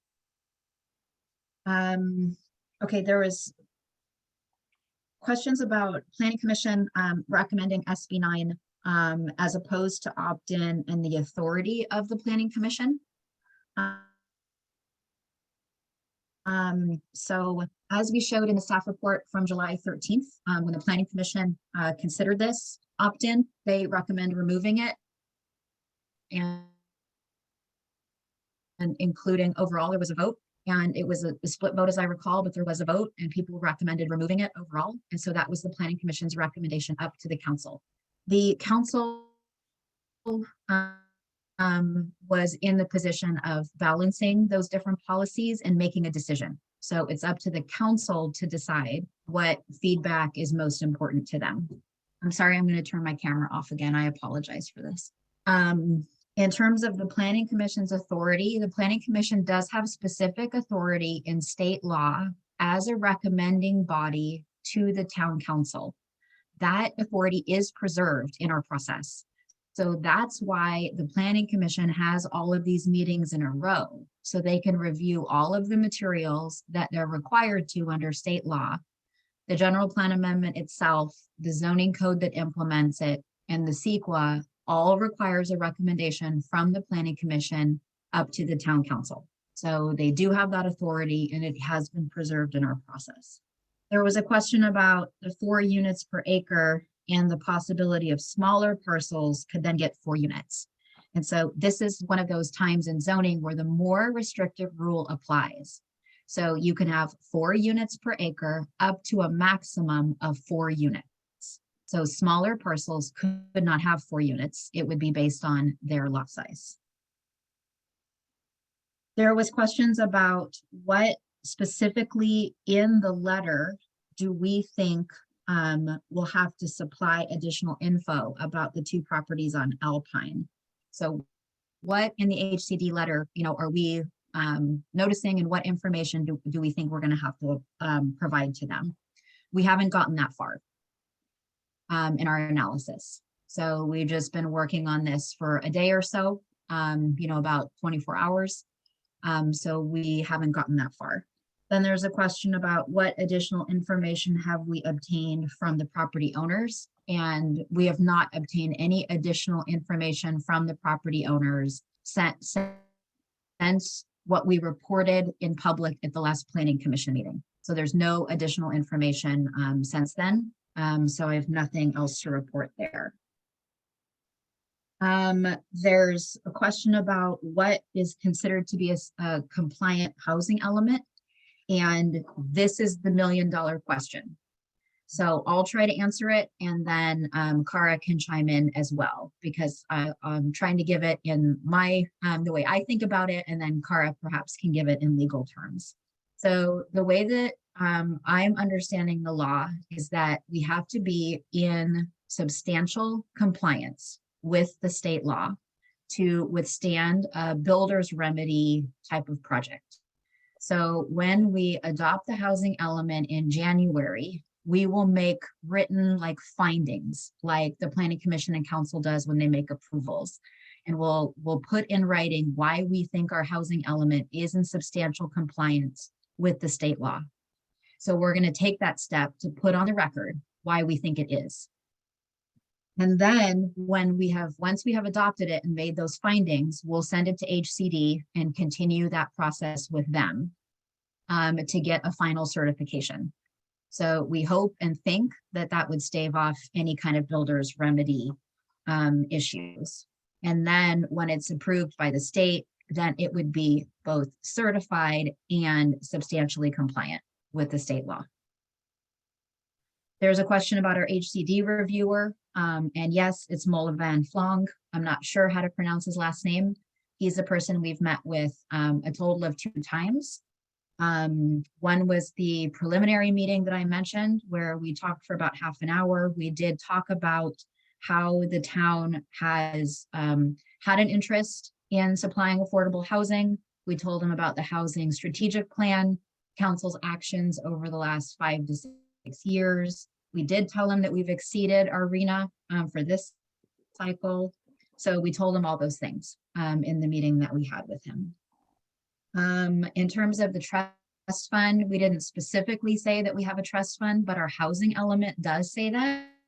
So the housing element includes funding sources that include our inclusionary housing or affordable housing trust fund. So that's already within the documents.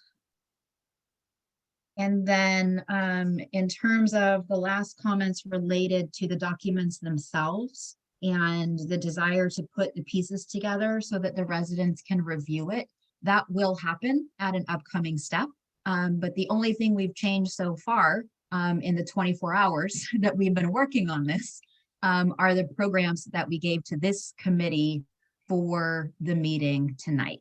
And we gave that to you as an example of the types of changes we think we need to make for you to either discuss or give us feedback on, and so that the residents could start to understand the types of changes we think we need to make to the programs. So eventually there'll be one giant package, and the place to look out for that will be at the Planning Commission level, and then ultimately at the Town Council level. So that's the questions that I can answer from the public comments. And if anything else has come up, we also have, when you get into the discussion, if anyone wanted to see the table of the units again with the buffer, we could provide that as part of your discussion if you'd like to see that. Terrific. Thanks, Laura, for covering all that. Okay, so now we're going to shift back to the committee and have discussion. Bill Kelly, I see your hand up there. Hi, yes, thanks. I only have a couple of things to say. First, I think it's worth saying that, well, what Laura presented today confirmed my reaction when I read the letter, which is that we're in reasonably good shape in this process. And I think it's worth saying that this whole dialogue tends to vindicate the strategy that this group has been taking from the outset, as opposed to taking a highly confrontational position with the state, suing the state, doing all sorts of other extreme things. The towns that have been following that strategy are going to reap the whirlwind, I think, and we are not. So I feel good about that. I do think the recommendations largely are smart. I think it's smart on the upzoning issue to keep it in the housing element, not to try to put it in the code. I think it's smart to have a limited pilot program because, for example, we really don't know what a developer might do with a 1 acre parcel with a house that is a borderline tear down? Does that become a development opportunity for 4 houses? It might. And it would be an interesting thing to see what happens when that happens. But let's constrain that until we have a better sense of what the impact is. So I think 12 units makes a lot of sense. And then I guess the last thing I would say is, in terms of the role of this committee going forward, I kind of feel like we are the initial booster part of the rocket that gets this thing into the air. And this is the point at which we ought to detach and just float gracefully into the ocean. We have got the Planning Commission, we've got the Town Council, all of which have plenty of expertise and who have shown no reluctance to change our recommendations anyway. So it just feels to me, in the spirit of efficiency, that once we respond to this communication from HCD, I think this committee will have served its purpose. So that's what I had to say. Terrific. Thank you, Bill. Appreciate it. I think it might be helpful just to, if you could even read out loud the main things you wanted discussion around, Laura. Or maybe just put the slide back up. Or you could put the slide back up. That's a good idea. We can kind of take note or keep it up there.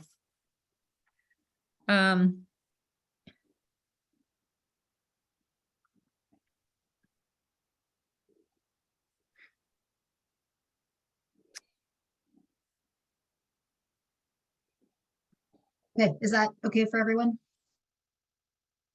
Thank you. All right. Who else wants to jump in with their thoughts, comments?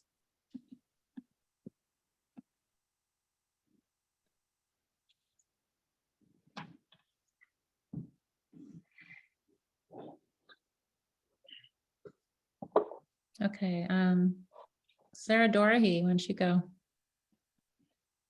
I guess I'm struggling with this floor incentive, other ideas challenge.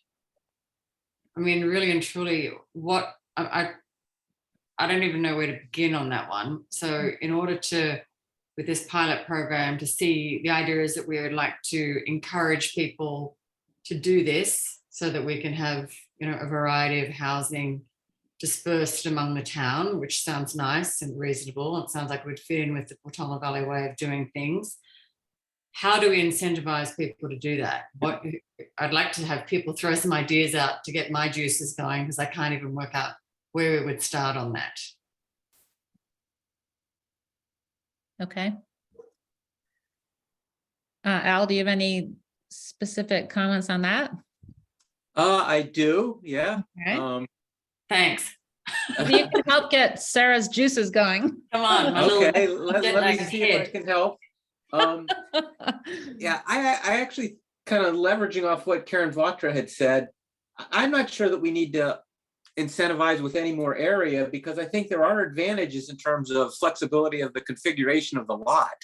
So that seems to me that it would be a positive in the sense that you could put 4 units with kind of a common area, things like that. So I'm not a big fan of going over the additional 1,600 feet on the floor area. I think that that's a reasonable number. But then I would say, we could do something like increasing the impervious area that's allowed. We could potentially even allow a little bit of additional height, but couple that with that additional height has to be far from the property lines so that it's less noticeable. We could allow different massing. Right now, you can only have 85% of your floor area in one structure, and we might more want it to be, some sort of a nice 4-unit single structure. So we might give the developer a little bit more flexibility in that regard. Let's see. Yeah, those were my ideas on the kinds of things that we could potentially do to incentivize the upzoning.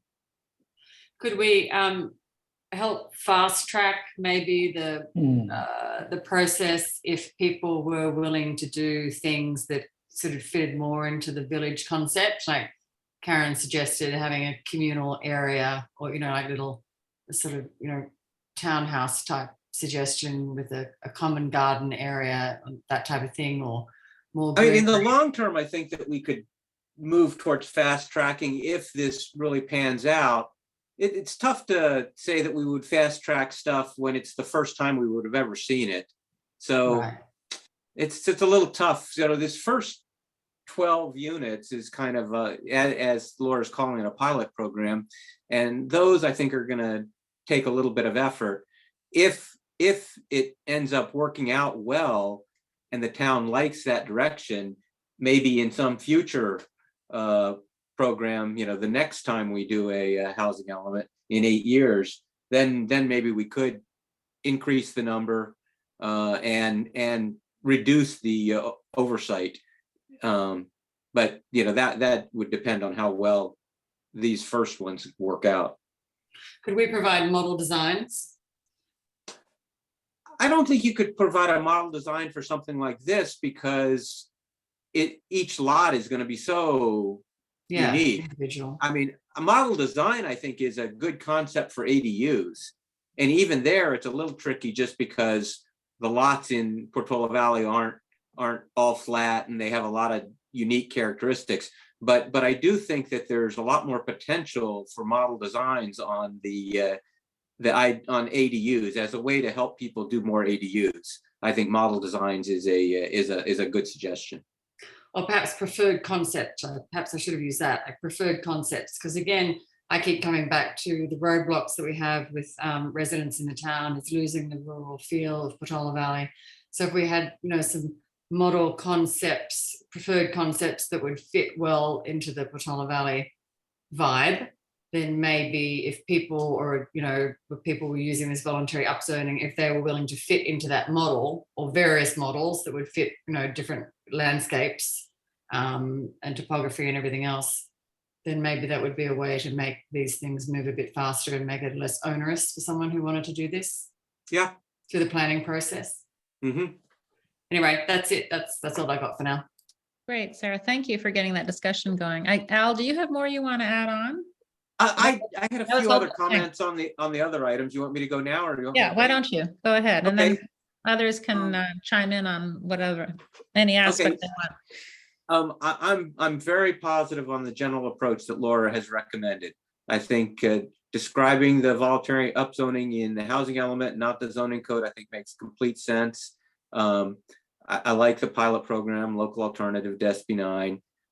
In terms of planning commission review, I think the more we can do with established standards, the more palatable it'll be to HCD.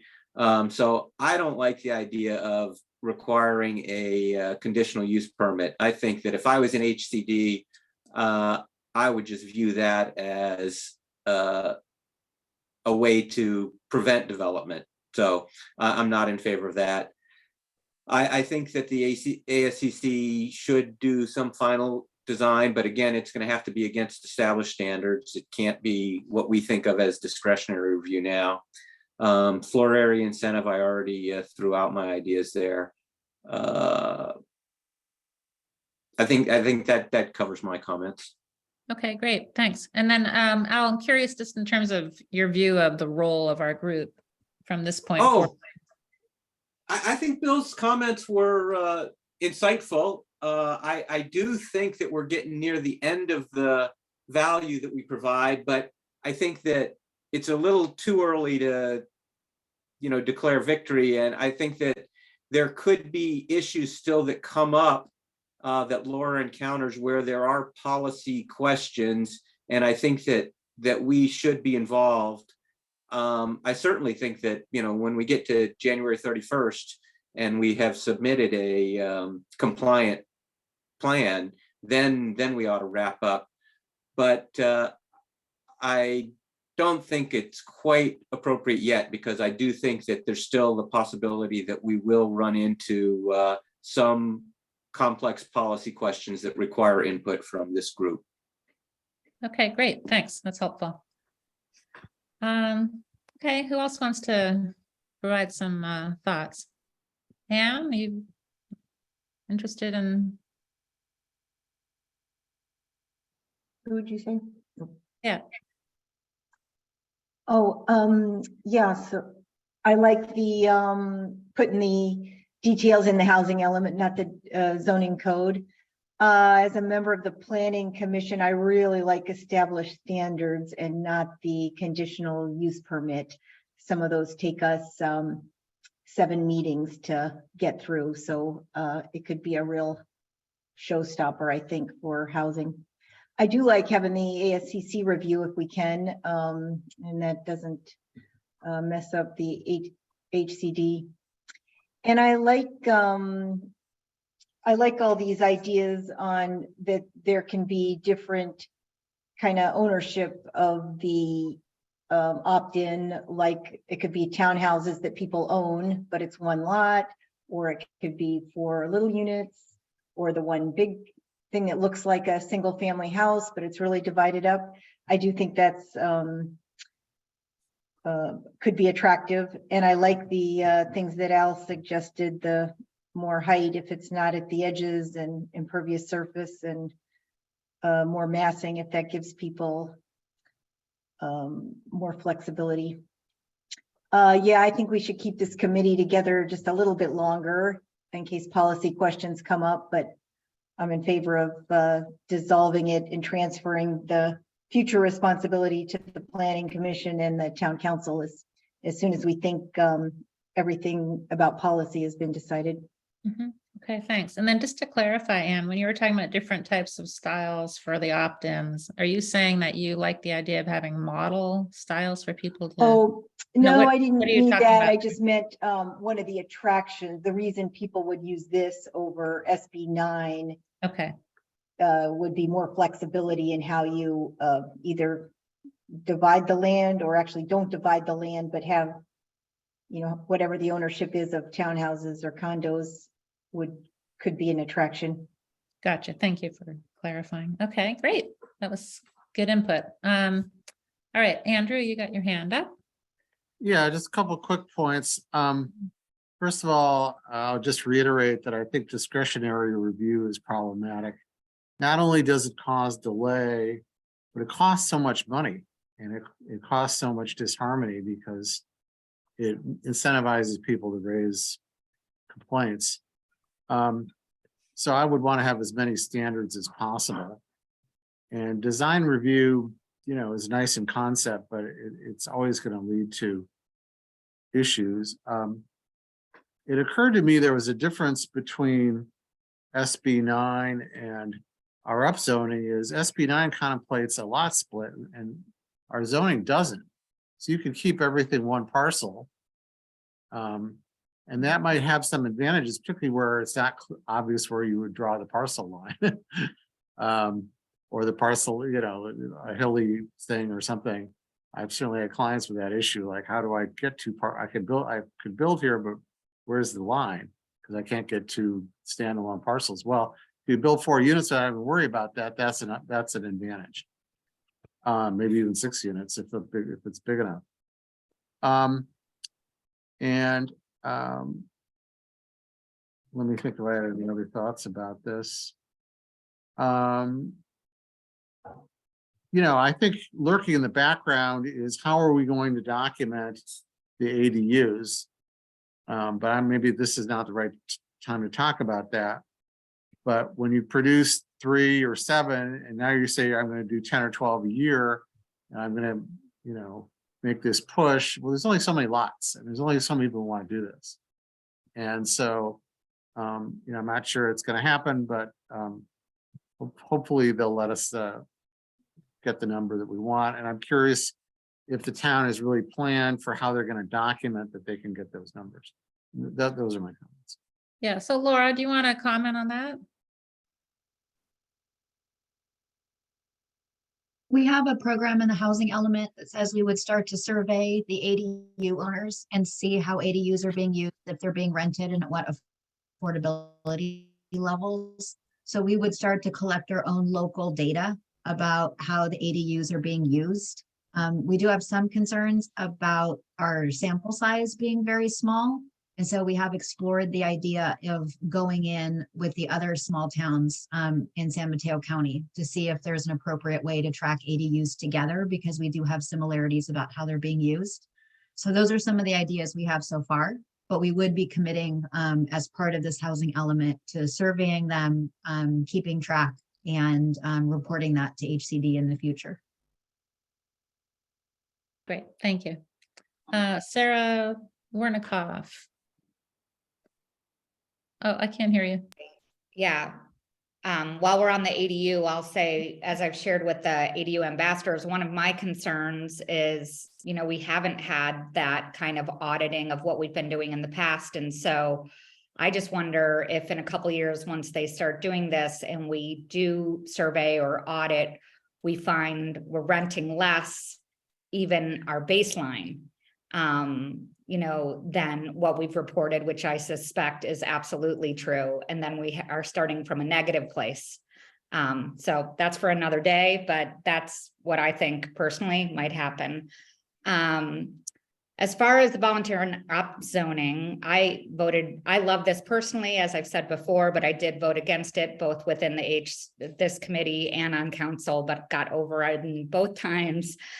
So since it's on here, I will, and again, my only reason for that has been, I'm concerned about the disruption community-wise, neighbor to neighbor. Again, personally, I would have no problem, and I think it's great. I like the general approach on here. And as far as the Planning Commission, ASCC, I appreciate the desire for established standards, and I think that's great. What I wouldn't want to see is something that's closer to what we have. That's the ministerial review with the checklist, for instance. To me, that's going too far. I would like to see the kind of discretionary review that we have in our current ASCC process, because this is going to be a new thing for a neighbor to have to deal with their next door neighbor. So I would like to see established standards, but something beyond a checklist and that kind of thing. I think all the incentives that have been discussed sound great, and the programs, I think here, I didn't have any additional comments on. And as far, I know we don't want more meetings, but I agree with the comments that I don't think we are done. We have no idea what they're going to come back and say in terms of the existing sites, inventory, and the ADU. And I think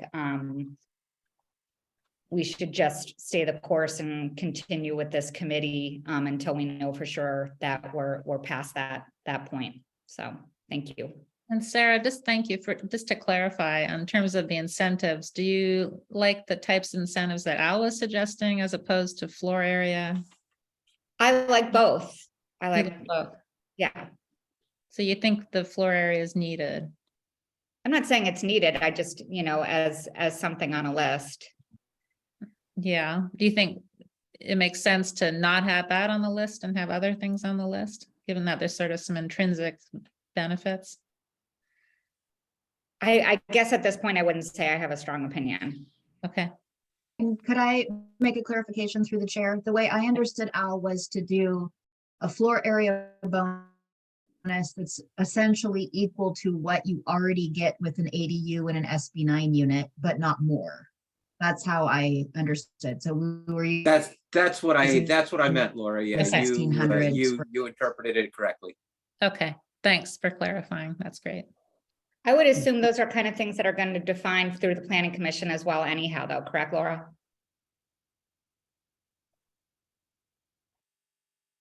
Yes. Yeah, but she's looking for our input, I guess, at this point, but that, I hear your point, Sarah. Okay, Helen, you want to contribute here? Yeah, I actually really do support more FAR. And I support more flexibility with the FAR overall. Having just tried to build a 3-bedroom ADU at 1,200 square feet, it's really challenging. I started looking at condos. Most condos that are 3 bedrooms are 1,250 and up. like up to 1,500. So again, if we want, if we really want, family friendly housing, which is part of our general plan, to be able to use the total FAR that you have available on your lot, plus a bonus, I would definitely support. So I know architects that you can do really smaller structures, but American architects are not used to it, and it's challenging for them. So American architects, I hope we get better at it. But right now, having dealt with the reality, like it's tricky. Any other specific comments So, on that? That's good. We'll learn from yeah. your actual experience on that.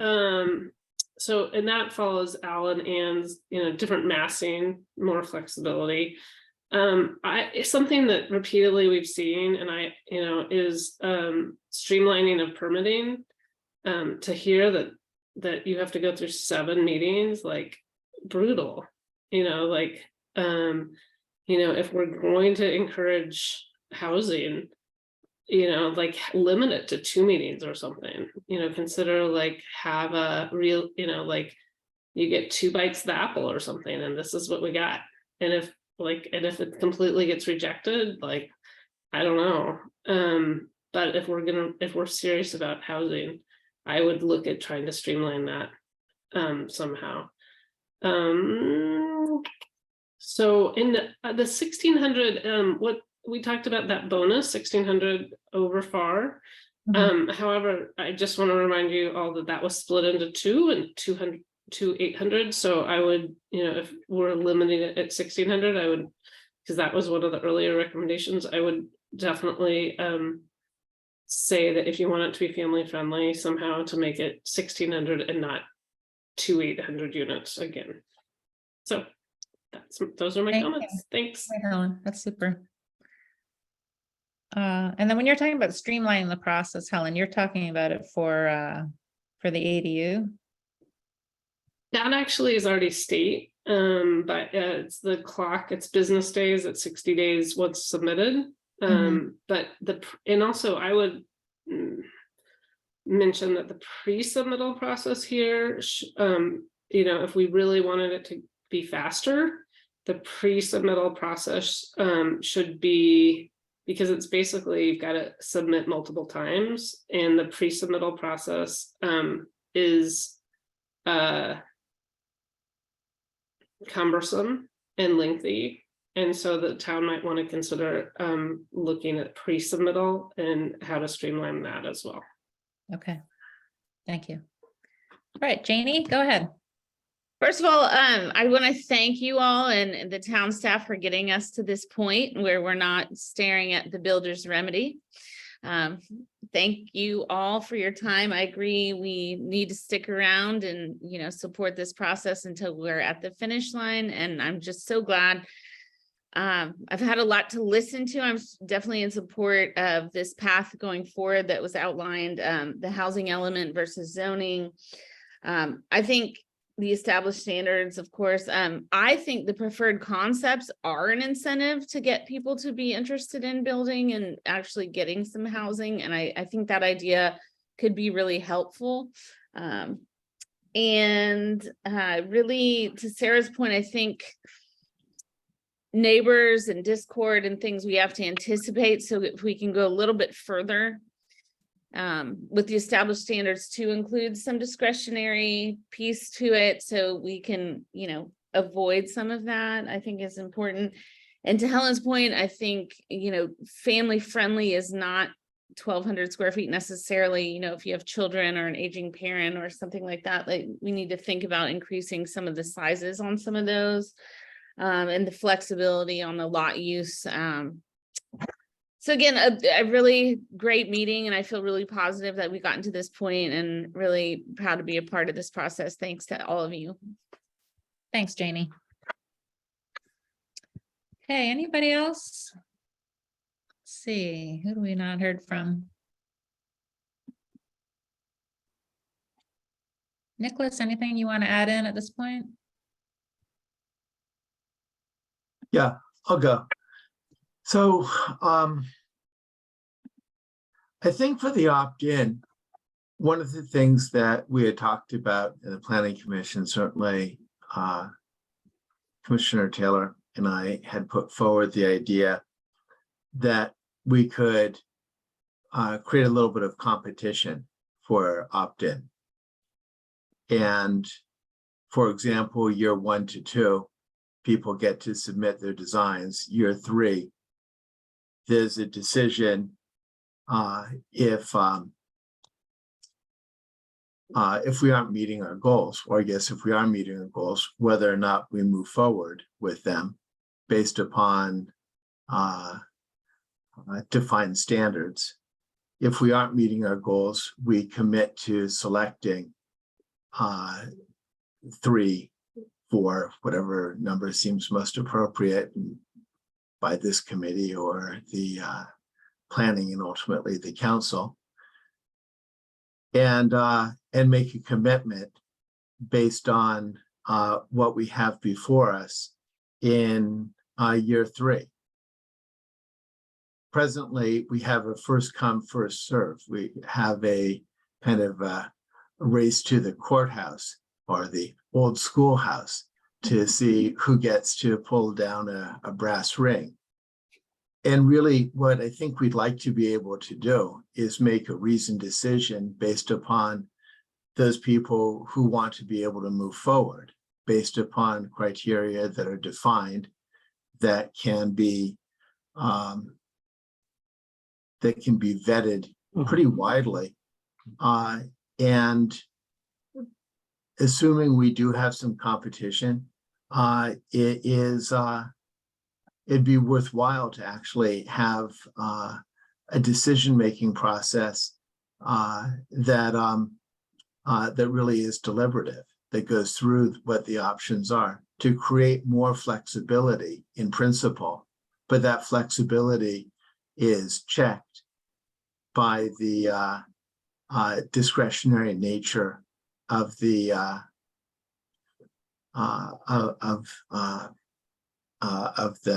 process. If we aren't hitting our numbers, if we actually have a problem, then maybe we limit the number of hearings to some discrete number, maybe 3. I'm making it up. But some more streamlined process that's going to lead to an outcome. But I think that if we create more flexibility up front in what people can build and retain discretion and actually understand what the panoply is of suggestions that come before the town, we might end up with something really good rather than just have a first come, first serve approach with some max limit, close the gate regardless of the quality of what comes next. I'd love to get input from others on this point, Nicholas, that you're raising. How do others think about this? So let me just say, for me, like I feel like we're trying to encourage more housing in town, and I'm not sure why we would hold off on allowing some more options come online. But I'm curious what others think on that. Yeah, thank you, Jocelyn. I respectfully, Nicholas, like it's a pain in the ass to build as it is. Excuse my language. So trying to make it more challenging, really, like I worry about the opt-in not working, personally. So I don't want to make it, you know, when I say streamline, doing 2 meetings versus 7, like I still want some oversight, right? Like that was why we wanted to do this versus SB9. But to continually put up blockades is concerning to me. Okay, thanks. Yeah, I think that Nicholas's points are pretty good. They're insightful. I guess I'm looking at it more from the point of view of we're trying to convince HCD that this is a good program. And I think that they probably wouldn't be very receptive to it. So I think that we need to make it look like we're trying to make it very easy for people to do this opt-in approach. And so I think the downside of that is maybe we don't get absolutely the best things for the town, whereas Nicholas's approach might get us the best projects. But I think that our goal here is to come up with an approved housing element, and I don't think that Nicholas's suggestion is necessarily the best way to do that. Okay.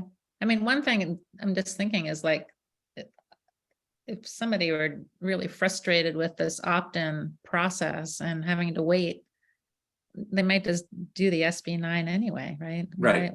So it's like when we lose the benefit. I'm curious, Bill, what do you think on this? I don't have a strong view. I would incline toward shortening the process. I think creating a maximum of 2 meetings or some at least small number of meetings will be helpful. I just know myself as someone who's lived here a long time. The town will tend to torture people who want to build things here. And so I think constraining the power of the town to torture people is generally a positive approach, but I can't really weigh in on the merits of any particular approach. Okay. All right. So Laura, sorry, one thing. I still really like the idea of the town putting forth some concepts, some building concepts, and saying that if you're building within these types of ideas with the end game of building housing that would suit, multiple families or housing that's inexpensive, that might be helpful. If you're going to build like this, we're going to streamline the process and stamp your project so you can move forward. Something like that. It's not too conscriptive, but it gives people ideas and it helps us move forward to meeting the goal of having a multiple types of housing, different affordability levels in Portola Valley. is anybody on the committee opposed to the preferred concepts idea? Okay. I'm sorry, are you saying preferred concepts for the opt-in or for ADUs? For opt-in. Are we asking staff to do that? Or because like other cities have done preferred options, pre-approved kind of options, but it has taken staff band time and and it's all been around ADUs. So to times that potentially by 4.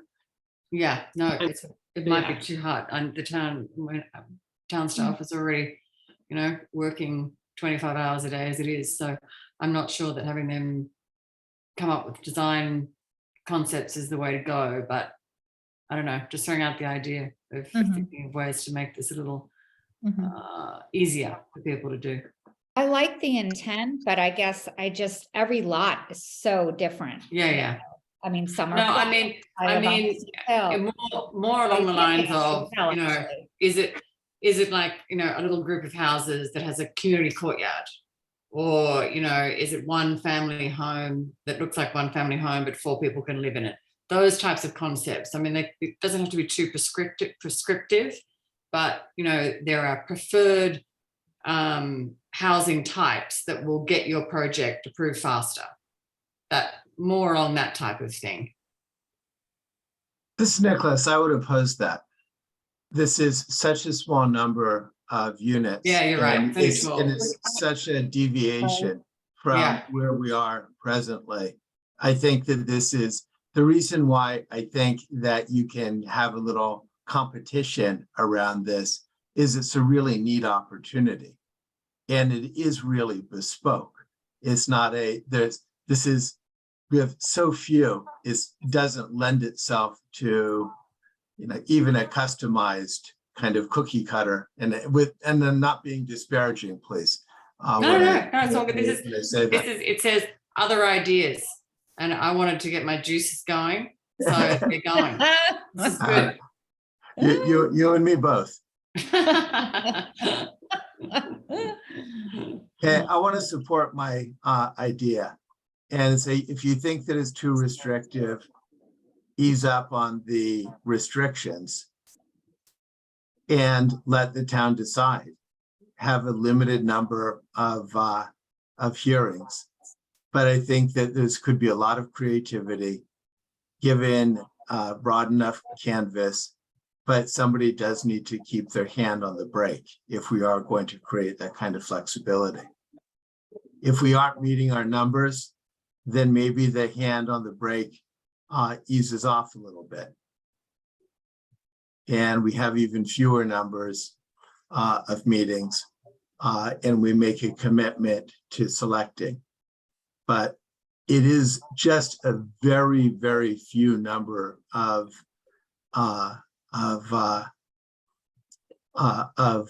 units and of parcels that we're talking about. And for that reason, personally, I just feel like we don't need to worry about the hand on the brake. I really don't. I just don't want, I don't want to be the person next to it without Ms. Warnikoff having the opportunity to say, maybe not so much.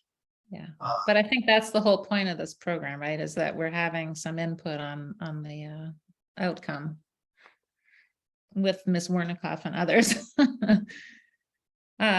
Okay, so I guess I want to go to Laura. I feel like we've gotten a lot of input. There's been a lot of repetition and agreement on many of these points. Do you have what you need? Probably not. We have a lot of really good feedback. But my perception of the Planning Commission discussion is that they would benefit from any additional feedback, or if there's consensus or anything, because I think we're split between, it seems to me like this group is split about kind of streamlining or expediting a process for opt-in versus additional discretion beyond even what we had proposed for opt-in. So I just want to get as much information as I can to pass along to the Planning Commission. Should we do a tally of, just have hands raised? Yeah, I see Andrew's hand up too. I don't know what view people are Okay. in. Andrew? Yeah, I just think we're getting too in the weeds on something we know nothing about. I mean, we don't know what people are going to propose. We don't know what we're going to like about it. We don't know what we're not going to like about it. And so I don't see how you can make rules. All I think you can do is be permissive and then have a certain number. And if there's something you don't want to see, you got to put it in up front. And I guess the other related question is, do we really think any of these, the difference between these two choices is going to have any material impact on HCD's reaction to this whole process? I'm skeptical of that, which suggests to me that, we don't really need to make a decision at this stage of the game. Laura, do you agree with that? It's a very small number of units. Yeah. The way that it's written now implies that it's a relatively low level of review. So I think we would have to make sure that we're keeping, you know what I mean, a relatively low level of review, whatever it is that we land on. So, I mean, I think we could take these comments back to the Planning Commission. I just wanted to gather as many as we could, because I think, this is a little bit of a hard issue to solve because people have really different opinions about it as all of this has evolved. And so let me just clarify, when you say established standards, is that the same as Sarah Dorothy's preferred concepts? No, that would be different. Established standards would be where we would actually write code standards in advance, and then they would be required to comply with them. So we would have, of course, the basic setbacks, height, floor area, but then we would go into more detail with more specific design standards about site planning, how they could be arranged, the parking, the circulation between them, maybe common open space or courtyard, those kinds of rules could be written so that any applicant for the program would know in advance what the expectations are.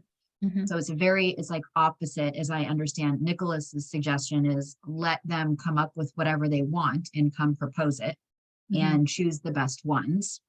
As opposed to the opposite is write the standards in advance and then let people know what the standards are and make sure they apply within the standards.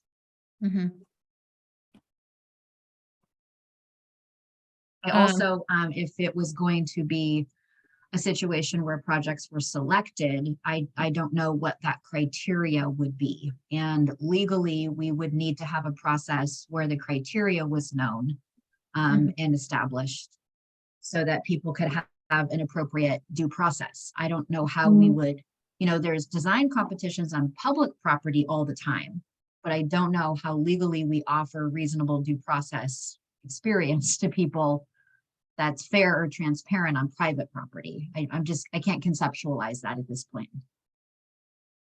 Yeah, I just wanted to jump in and say it's an 8-year period. So you won't have simultaneity necessarily on projects. So, I mean, I don't think maybe everyone's going to jump in with their voluntary upzoning in the first 3 months, but maybe not. And so then how could you have a competition if they do it once a year? If you were to do it, as I suggested, once in year 2, and year 3, you make selections. And certainly, Laura, I think that it would need to be legally sufficient, and you could certainly put some sideboards around in which you could make decisions based on that. Laura, can I jump in with a suggestion? Go ahead, I don't know that we're gonna have consensus from this group. I think there's a lot of different opinions and there's so many variables to this that I don't know that everybody understands all of the different possibilities. For this meeting and for what you need, I'm just trying to figure out, what we can do. Because this is kind of adding a whole new policy beyond what was even in, which I'm not saying it's a problem, but I don't know. I'm a little confused on where we are in the process with this. Personally, I think this adds even more strife, neighbors to neighbors, to have, competitions now on top of everything else. But just what is there any way that we can kind of get down to what you really need to close up the meeting and get the feedback? This is a tough question. And so thank you for that. I think for us to continue working on this, we mostly wanted to see what this committee had to say. If there was consensus, that makes it easier to take something to the Planning Commission. Right. There's not consensus here. It's really, at this point, a Planning Commission issue anyway, at this point, to be into this level of nitty-gritty. Yeah. So I think we just have to reflect to the Planning Commission the gist of this conversation, and they are familiar with, the different approval processes and what we could do. So maybe there's something in between where we come up with standards by ASCC, and, if someone can't comply with those, then they go to Planning Commission. Or, maybe there's some other things we can talk about, but I think it's fine to stop here unless anybody has anything else to offer, and we'll just reflect this up to Planning Commission. Oh, I had one more small thing somebody suggested to me. What if we don't put this competition in at first? We have a more straightforward or more traditional process, but it's one of our backup things that HCD wanted, like, if we don't get any opt-in proposals by 3 years, we're gonna do something like a competition where we say, look, we're picking 3, bring them on.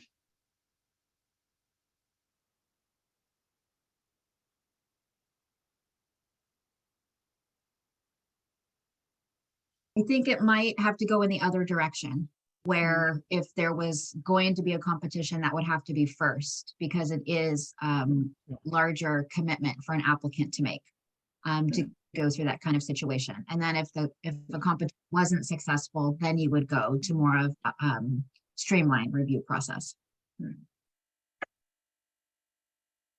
I I'd don't be totally up like for the that. idea of a competition personally. I don't think we need that. And I just think we should keep it as simple as possible. We're trying to get additional housing in the town. And I don't think we want to be putting up roadblocks for this program. So that's kind of where I am. Yeah, I would think we could just leave some room in our housing element for whatever the planning commission, what Nicholas or Sarah at this council level come up with to Mhm. put, choice on it later. Mhm. But I don't think we could put it in the housing element right Mhm. now. And I don't think it's strategically wise either, but I'm not opposed to these ideas and concept, coming up later and when they're better developed.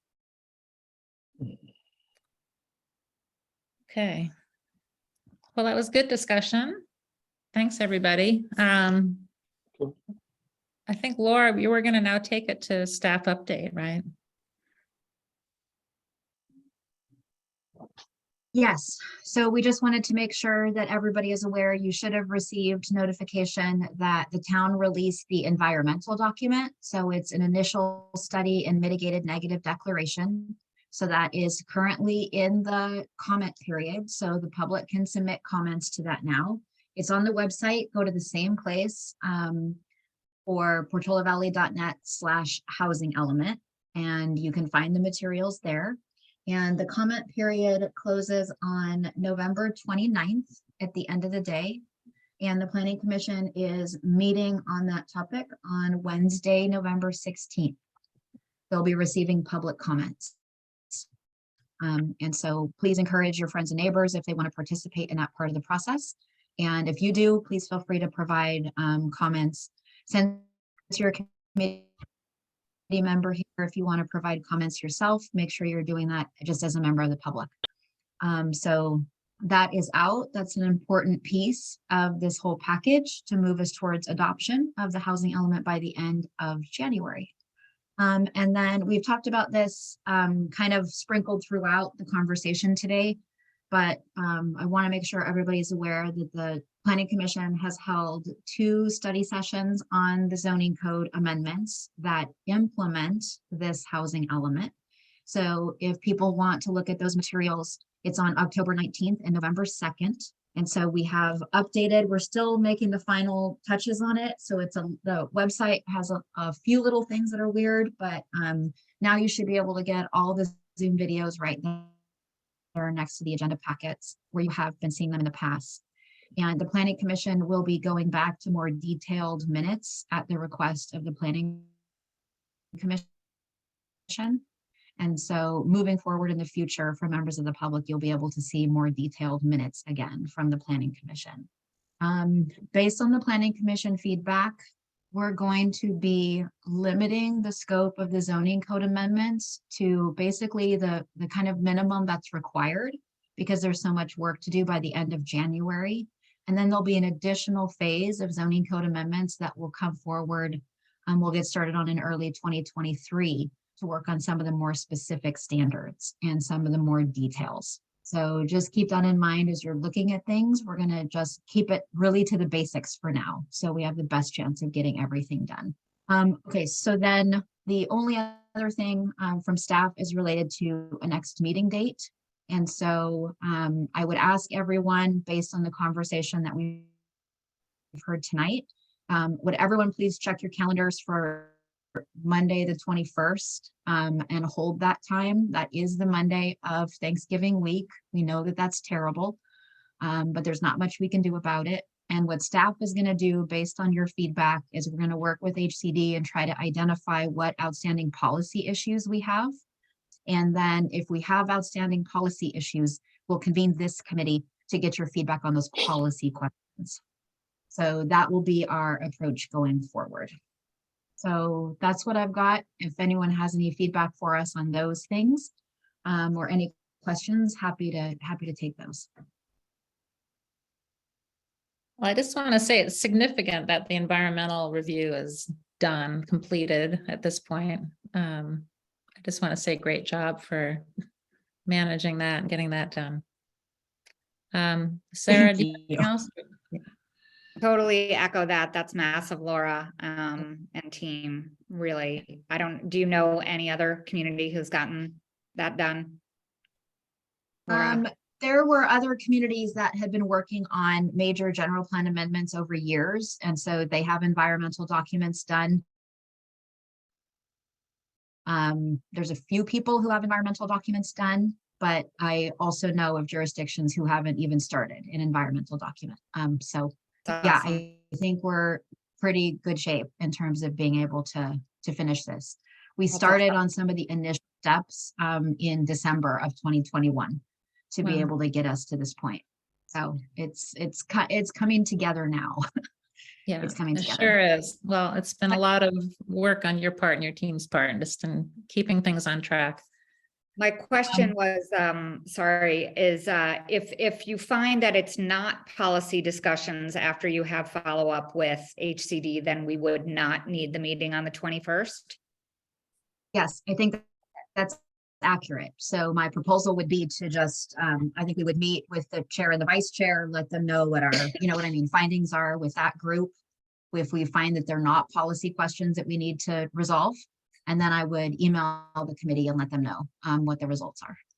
Thank you. That sounds super. Thanks. Okay, we'll move to approval of minutes.